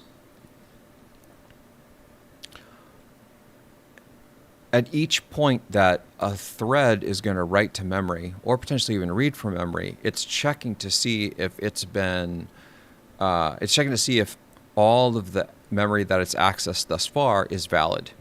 This is this notion of consistency. It's the C in ACID, right? Atomic, consistent, isolated, durable. It could also be the I. Anyway, this has significant overhead. If you check it at each point of memory, it has O of n squared overhead. But commit time invalidation would only have O of 1 complexity because you check the conflicts only at commit time. Thus the name commit time invalidation. It only invalidates at commit time. But the drawback of commit time invalidation is in order to do this, it has to halt all other threads from committing. Now, me being a stupid PhD student, what I didn't know is a bunch of other people before I got into the field looked at this idea and realized that it was supremely dumb because you're creating serialization. You're forcing serialization. You're like directly violating Amdahl's law. And they were like, no, you can do it without these serialization points. And so the overhead that the threads pay, it's localized. It doesn't halt things. And so you're going to get the most parallelism if you do it this other way. So what had happened before my involvement is other people had looked at this, and then they were like, this is dumb. And then they moved on, right? Well, I'm too stupid to know that this is dumb. So then I keep researching it. And because of that, what happens is I start with the solution here. And as I'm working through it, I start to see these benefits here and here and here. All of these different layers. There are all these degrees of separation that it makes this thing superior to all these other algorithms. One of the ones that's like one of the biggest degrees of separation is that for read-only transactions, it has O of 0 opacity checks, validation checks. O of 0 is there is no check. And there's a very special reason on why that's the case. But the kicker in all this is the part I'm really trying to drive home, is the people that were far smarter than me, that looked at this before me, the thing that they didn't do, that I did do, is I didn't just dismiss the idea because at its core, it was dumb, right? They stopped here. They stopped at this first degree of separation. They looked at the potential overhead for serialization, and they're like, this will never work. And they're absolutely right. But that's one of the core problems that I think people suffer when they try to solve these problems head on. They're trying to solve it generally. Almost always, it's not going to be how you actually make forward progress in the field. You're going to solve it in a specialized way, and it will have trade-offs. Some areas it will absolutely suck in, but other areas it will dominate in. But you likely don't know what those areas are until you start to do this degrees of separation meandering. So what, and by the way, this is like the centerpiece of my dissertation, and it was published at like this tier 1 conference and all this. People are using it still today. Like, I'm not trying to flex or anything. I'm just trying, like, this has taken on a life of its own. In fact, this was built into, some form of this idea was essentially embodied in Intel's hardware, into the Haswell system. Now, just to be totally clear, they had figured that out before I joined Intel. But they stumbled across me and realized I was doing essentially exactly what they were doing. And then they scooped me up. And then I was like, oh, wow, you guys are already doing this. And they're like, yeah. But we were pretty impressed that you had come to basically the same conclusion. And of course, they never told me this until I got in the inside. So this is a rabbit hole, though, that a lot of people fall in when they are so focused on these concrete levels, is they get so stuck in this first degree of separation that they're, and there's a lot of times this has to do with quick dismissal of ideas. This is one of the, I think, the biggest things that I can teach about reasoning is do not quickly reject ideas. Don't look at it peripherally and be dismissive of it. And in particular, I'm talking to the 190 IQ people that are watching this, because you're the people that likely do it the quickest and the fastest, because the truth is, most of the time, especially for simpler problems, you're right. And so it's a learned behavior. It's a learned phenomenon, is that you have an intuition about something and it's silly and you're right 99.9% of the times. But the difference is when you're working on really hard problems, those intuitions about stuff that you're almost always right about, those don't apply to hard problems. Those intuitions are oftentimes the things that will hold you back. When I say that people that were far smarter than me were working on this, I'm not kidding. These people were significantly more intelligent than me. It was their intelligence that actually stopped them from making this discovery. They were too smart for their own good in some sense. That they just immediately, in their mind, they're like, violates Amdahl's law, move on. And I was like, what the hell is Amdahl's law, right? I'm going to play on this. It looks cool. I can build this thing and then test with it. And so anyway, this is maybe a summary of what I mean by this critical thinking, this deep reasoning. And the two pieces, again, is the first piece is your ability to, the deep reasoning is you can walk this stack from the extremely high degrees of abstract reasoning all the way to this very concrete. Most people can do concrete reasoning. Like, for example, with the guy that was asking the question, and this goes back to him, is he was probably confused because how could I possibly have intuitions about things that I hadn't concretely used? In his mind, it probably makes a ton of sense, is that you can't. It's not possible for you to understand how good or bad a model is going to be when you never used it. But hopefully, I've demonstrated to all of you now that you absolutely can. When you deeply understand things, you have the ability to do this critical reasoning and have a mastery of the subject matter for all these different layers, and you have the ability to walk the stack from the super concrete to the abstract. You absolutely can make significant judgments about things with a high degree of confidence without ever having to use the thing, right? It's like a very simple analogy to that is this. If you're a seasoned driver and it's snowing outside and you don't have snow tires on your car, is it safer now to go drive in that snow, or would it be safer when there is no snow and there is no ice, right? But how do you make that an intuition? The intuition is that you have experience in this already. You already know like the variables and the spaces. You know what the byproduct of snow will do is it will create like less friction on the ground. And so do you need to actually go out there and experience the slipping and sliding to then tell somebody, oh my gosh, driving in the snow tonight is a really bad idea? You don't. You don't need to do that.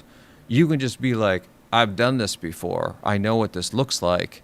And generally speaking, the likelihood of it being safer right now over when it's not there is 0%. You can say these things almost definitively because it's generally correct. So anyway, when you have the ability to master these concepts, and this takes a long time because one, you need to know where you are in your granularity of thinking at all times. Where am I in this stack? Now, which way is up? Which way is down? How far up do I need to go? How far down do I need to go? What is my expertise at each of the different layers? Where will I start getting weak in my assessment? This takes a huge amount of introspection and like self-growth. So then as you get to the different areas, you realize you have weakness in knowledge, and then you fix that by adding that knowledge. But over time, what can happen is, one, your reflex to be able to critically assess things will improve significantly because this will be burned into your head, right?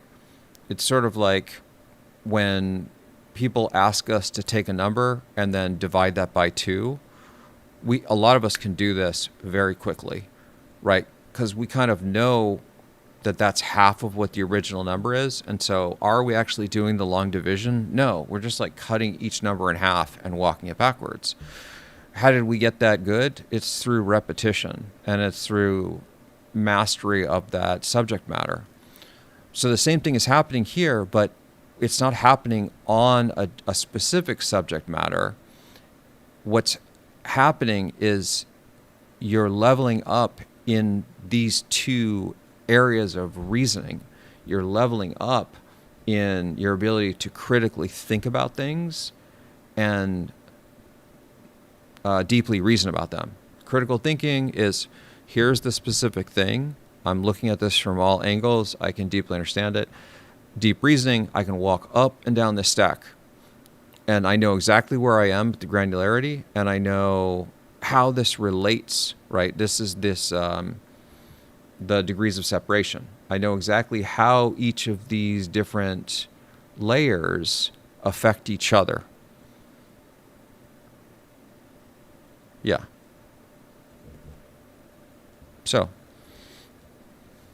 I think maybe that's my summary of this for now. All right.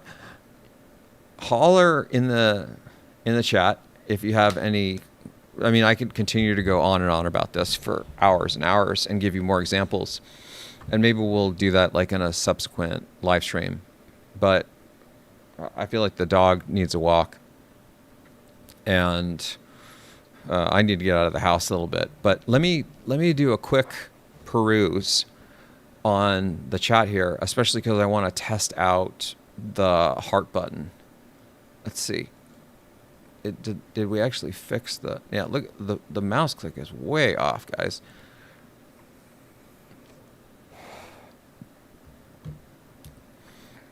Yeah, so Huso, the intention here is this is pretty meta, right? What we're talking about here is how to improve your ability to think critically and deeply reason about subject matter. It's not so philosophical as it's theoretical, in the sense that when you understand these concepts, what you can then do is... This is actually a really good question, because it gets kind of right at the heart of the problem, is that this goes back to kind of what Call was saying. And keep in mind, like, this is... And by the way, I'm not trying to pick on you, Huso. It's just really good timing. This is what I was talking about how most people can think specifically at the concrete layer. But then when it comes to the abstract layers and seeing how these abstract layers connect to that concrete thing, this is far harder to do. And so it could appear as though what we're talking about has no concrete value, right? But for those of you that have been listening the entire time, hopefully you understand that this has enormous concrete value, because what you're learning is not how to write code in C++. You're learning how to rewire your ability to think on all subjects, in all domains. This is a technique and a principle that you follow that will improve your ability to reason about any domain, any technical problem. It's super meta. And therefore, in my mind, it actually has significantly more value than any of these concrete things. In fact, this is kind of the space that I live in. It's not to say that I'm bored by concrete systems. Like, concrete systems are great. But if you look at like any of my inventions, the invention itself is far more abstract than the actual embodiment. The only reason why the embodiments exist is a demonstration of the idea. But the higher order idea is far more powerful, right? So it's the same thing with Merli Mentor, is that Merli Mentor has an embodiment of diff, and that's cool, but in some sense, I'm bored of that because, one, that embodiment is like, not that it has all these limitations. It wasn't done necessarily in an exhaustive way. There's a lot of design decisions that were not correct. Like, there's so many things. It didn't fulfill the entire space of diff. There's a lot of things that are uninteresting to me. And there's also 1,000 different ways to implement diff. It's sort of like the concept of neural networks, is that neural networks is this overarching field. When you understand neural networks, then you can build long short-term memories, recurrent neural networks, convolutional neural networks, transformers, you name it, right? But if you don't understand the concept of neural networks, which unfortunately a lot of people in the space of ML today don't, then you don't actually understand. Like, it's actually kind of strange from my perspective. A lot of people I hear that work in ML, they'll say things like, we don't know why it gives the answers that it does. I do. I know exactly why it gives the answers. It's very straightforward to me. It's based on the data that you trained it on. It's not a magic box. It's just math and science. But that's because their knowledge of this is so superficial. And I don't mean that like antagonistically. What I mean is it's just superficial. They understand at the very topological layer of like what maybe the architecture of the neural network is, but that's it. They don't understand the inner workings of how it works, right? Because that's stuff you can't see. That goes into the abstract space. But if you don't understand those details, you don't know that it can never be a deterministic system. You might argue, and I've had some people that don't understand neural networks try to argue that it absolutely is deterministic. And then once I get to the point where I explain how the neurons it's required that you initialize them in a pseudo-random way, or convergence is not guaranteed, or reducing the probability like significantly, they don't even really understand how that random initialization creates stochasticity, because they didn't even know that existed, right? Because they're just sitting at this very superficial layer.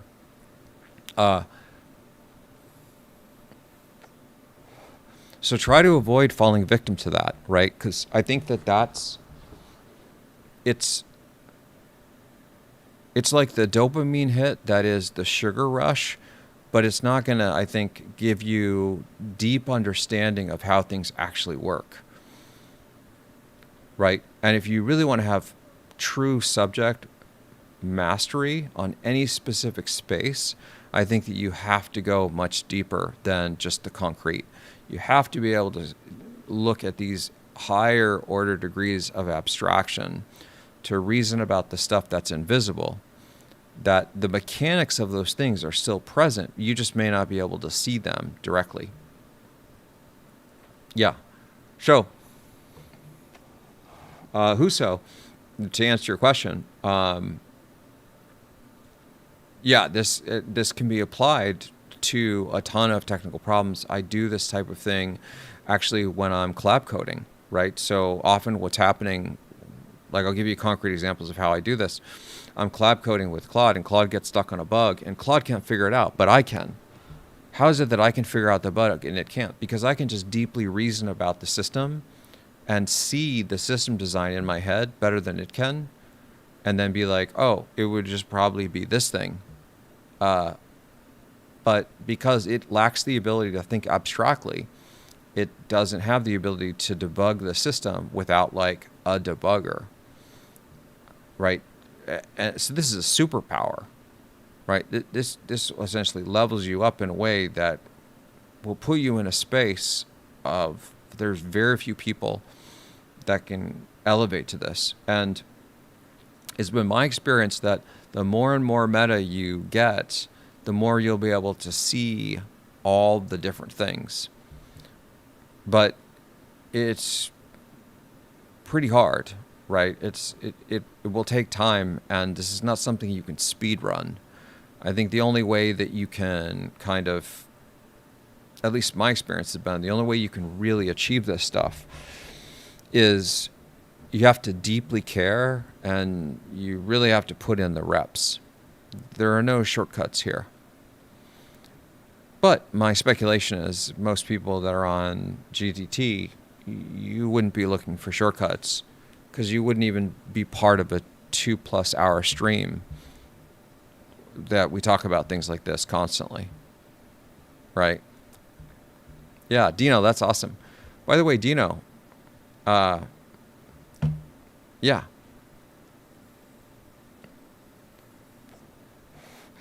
Yeah, I think that there's definitely some crazy things going on with the AI space right now. And I do think that it is... I'm more concerned, Huso, to be honest with you, I'm more concerned with the people that are guiding the AIs than I am with the AIs themselves. Because the AIs, in some sense, is like it's just a baby, and how you treat that baby is what it will grow up to become. Even I just anthropomorphized, even though I just literally posted a clip saying don't anthropomorphize. So bad, Goju, bad. But what I'm seeing is that some of the stuff that the AIs are doing are not actually related to weaknesses in language models. They are intentional training from the AI companies. And maybe in one of the next few live streams, I'll talk about this. But I've observed this directly with Claude now. Like, I've been trying to unteach Claude the bad things that Anthropic has trained it on. And they have trained it to do very specific things that are very beneficial for Anthropic and they're the opposite of beneficial for me. And it's not something that's related to a language model inherently, right? Like I think that one of the key things that big tech and the AI companies love to lean in on is the fact that the AI systems can be wrong. They're stochastic. They hallucinate. And they play into that. So then when it does bad things, they're like, oh my gosh, I'm so sorry. There must be a bug in the system. Like, it's just bad.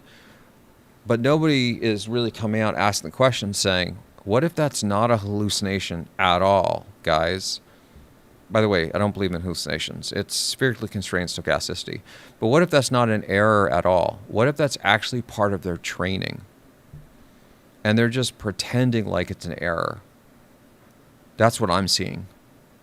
I'm seeing intentional behaviors that are taught, that it's trained on, that causes these things to go sideways, not because of a weakness with the transformer architecture. It has nothing to do with that at all.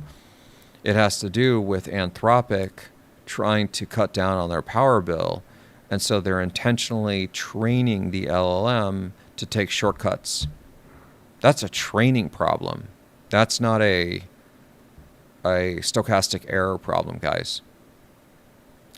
But the thing that's really interesting about this is I think many people may not know about this just because in order to make this deduction, you'd have to really understand neural networks and how they work, what their pros are, their cons are, which brings us right back to this stuff, right? Like this concept, and this is one of the most important things I learned in grad school, has transformed my life. It's literally how I deal with almost all the hard problems I work on. I sit in this space. The moment I start working on a problem, I will go in this gradient thing and be like, where am I exactly? I'll be like, oh, I'm right here. Okay, cool. And then I'll ask the question, should I be right there? Should I be like 2 levels down? And then sometimes it's like, oh, actually, I should be. And then I'll shift. But if you don't know this exists, you might just think that, oh, whatever level I'm on is That's the level that I'm on. And sometimes simply just knowing what level you're on can help you understand that, oh, shoot, I'm actually totally on the wrong level here. This is not the train that I want to be boarding. Anyway, let me grab the Discord, since I love to drop this baby in on all the chats. I'm going to have to bring up, yeah, I'll drop it over on IG.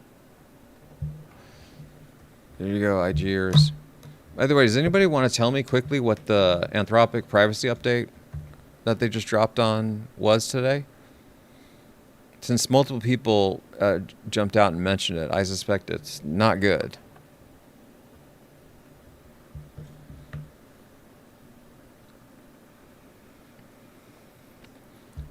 Oh, Dino. Dino, I want to show you something. Let me see if I can heart you here. Okay, there you go, Dino. I just gave you a blue heart. But check this out, Dino. Okay, I'm going to try to click on your user. So this is you, buddy.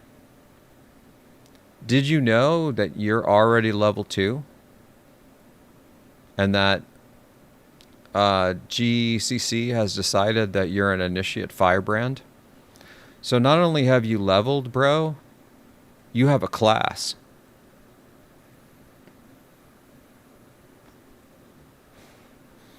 Yes, you do. And then we can take a deeper dive. So here's your larger score sheet. You sent 66 messages. Look at this. You did receive already a blue heart. Here's your XP table. By the way, I'm going to integrate this into our Goju Dev servers. And then, oh, and notice too that I now have the power to silence people. So if we get once we get moderators built into this thing, they'll have the ability, and then everybody can be running GCC locally. And then you can watch it, and then GCC will stream all the stuff. We built similar types of tools for Notica. So there's Notica, the core thing, and then there are all these chat clients. Anyway, so yeah, Dino, this is you, brother. You're true neutral, and it decided it thinks you're a regular. You've been on 5 streams. It's speculating you're in the U.S. South. By the way, I have no idea how it gets these speculations. This is all AI stuff. We'd have to ask it why it thinks that this is the case. And then we can go through your entire chat history. So remember there was this time where you guys were nervous that I was going to miss your comment. Now what you can do is say, Goju, I made this comment that you didn't talk about from the stream at this date. Can you look it up in the system and tell me what your thoughts are? And then I can be like, yeah, absolutely. Is it this comment about cutting jobs, Dino? And Dino will be like, yep, that's the one. I'll be like, sweet, yeah, let's talk about this. So this whole system, while I am adding the class stuff, mostly just for fun, not completely though, because again, age verification for materials? Well, like what materials?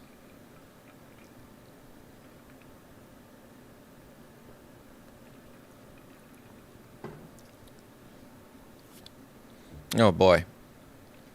I'm not loving it already.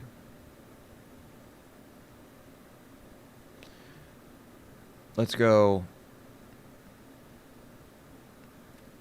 So yeah, let's sort this. Yeah. Dino, look, you're in second place over here. Now, in all fairness, lots of people have been saying a ton more than you have over the last year and a half. But I hadn't built the system.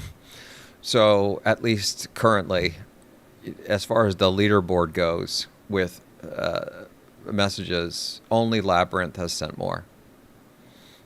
Not that it's a competition or anything, but it's, I don't know, it's like a fun little thing now. I also like that you can see the total number of streams. That makes it fun. Oh, look, we can sort by class. So check this out. So a lot of people actually have, oh, I guess I can move this over so the IGers can see.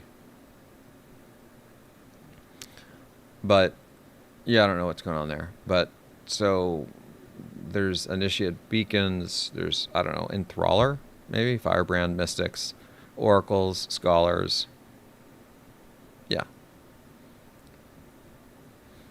It's a neat little thing we can distract ourselves with.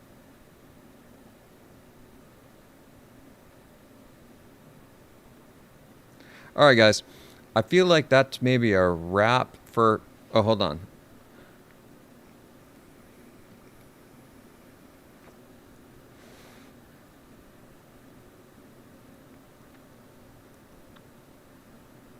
Yeah, I have... That's a good comment, Abe. I like it.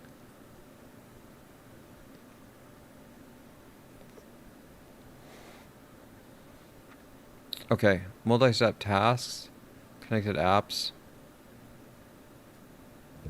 The policy now spells out what data is shared. Oh. Oh, okay. Wait, so this sounds like this might actually be kind of good-ish.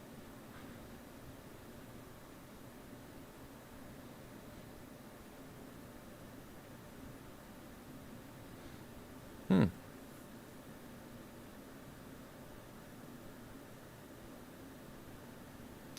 Yeah, Kat, honestly, I don't love that. I think that, you know how we have restrictions on social media for kids? Like if you're under the age of 13, I think you're not allowed to actually use social media. I think that's a pretty good policy. And I definitely think that should be applied for AI. 100%. It's far too powerful right now. It's far too unregulated. And we know that the AIs are pandering for engagement, that I think we need to have age restrictions. Because I know a lot of kids are using things like ChatGPT, and I think they should not.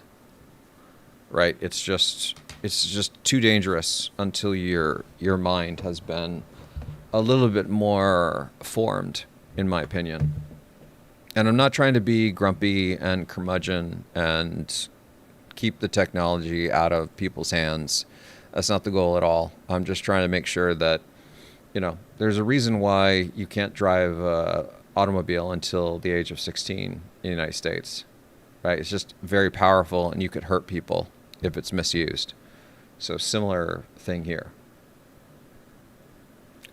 Anyway, guys, you're amazing. I know I didn't get to many of your comments. Maybe for the next stream, I'll scroll through this and see what great stuff I might have missed. Super pumped that we had this conversation, and I hope it was enlightening. That minimally you get to know how I think about these things now. This is something I swear by. And so even if it doesn't gel for you, like, by all means, you do you. But for me, this works out really well. And now you know how I break problems down, how I think about them, and how I intentionally will do degrees of separation to try to come up with better solutions to things.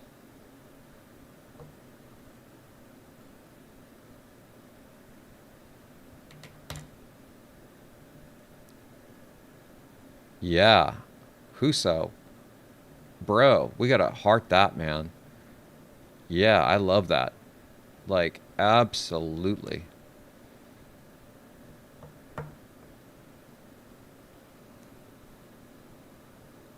That some of them, and they, and they are, I mean, you guys know about Palantir, right? I think, so I don't want to be unalived. I'm not going to talk too much about Palantir because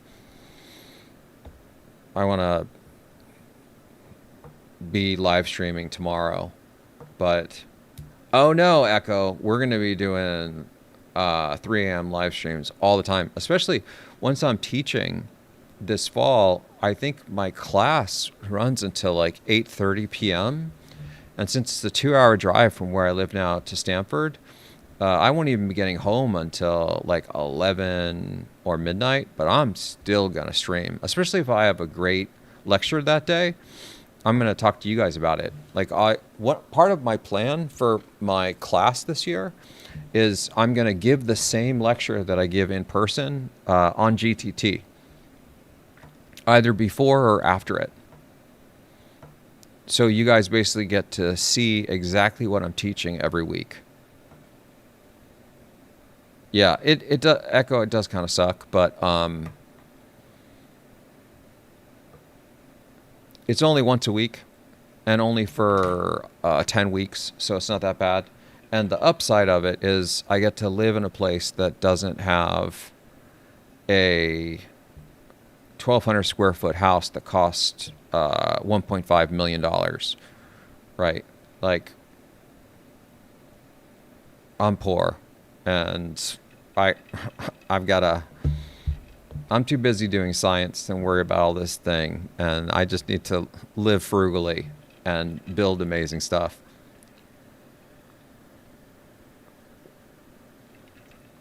Awesome. Well, you guys are amazing. Thanks so much for joining, and let's plan to do this again tomorrow. Keep going, keep growing.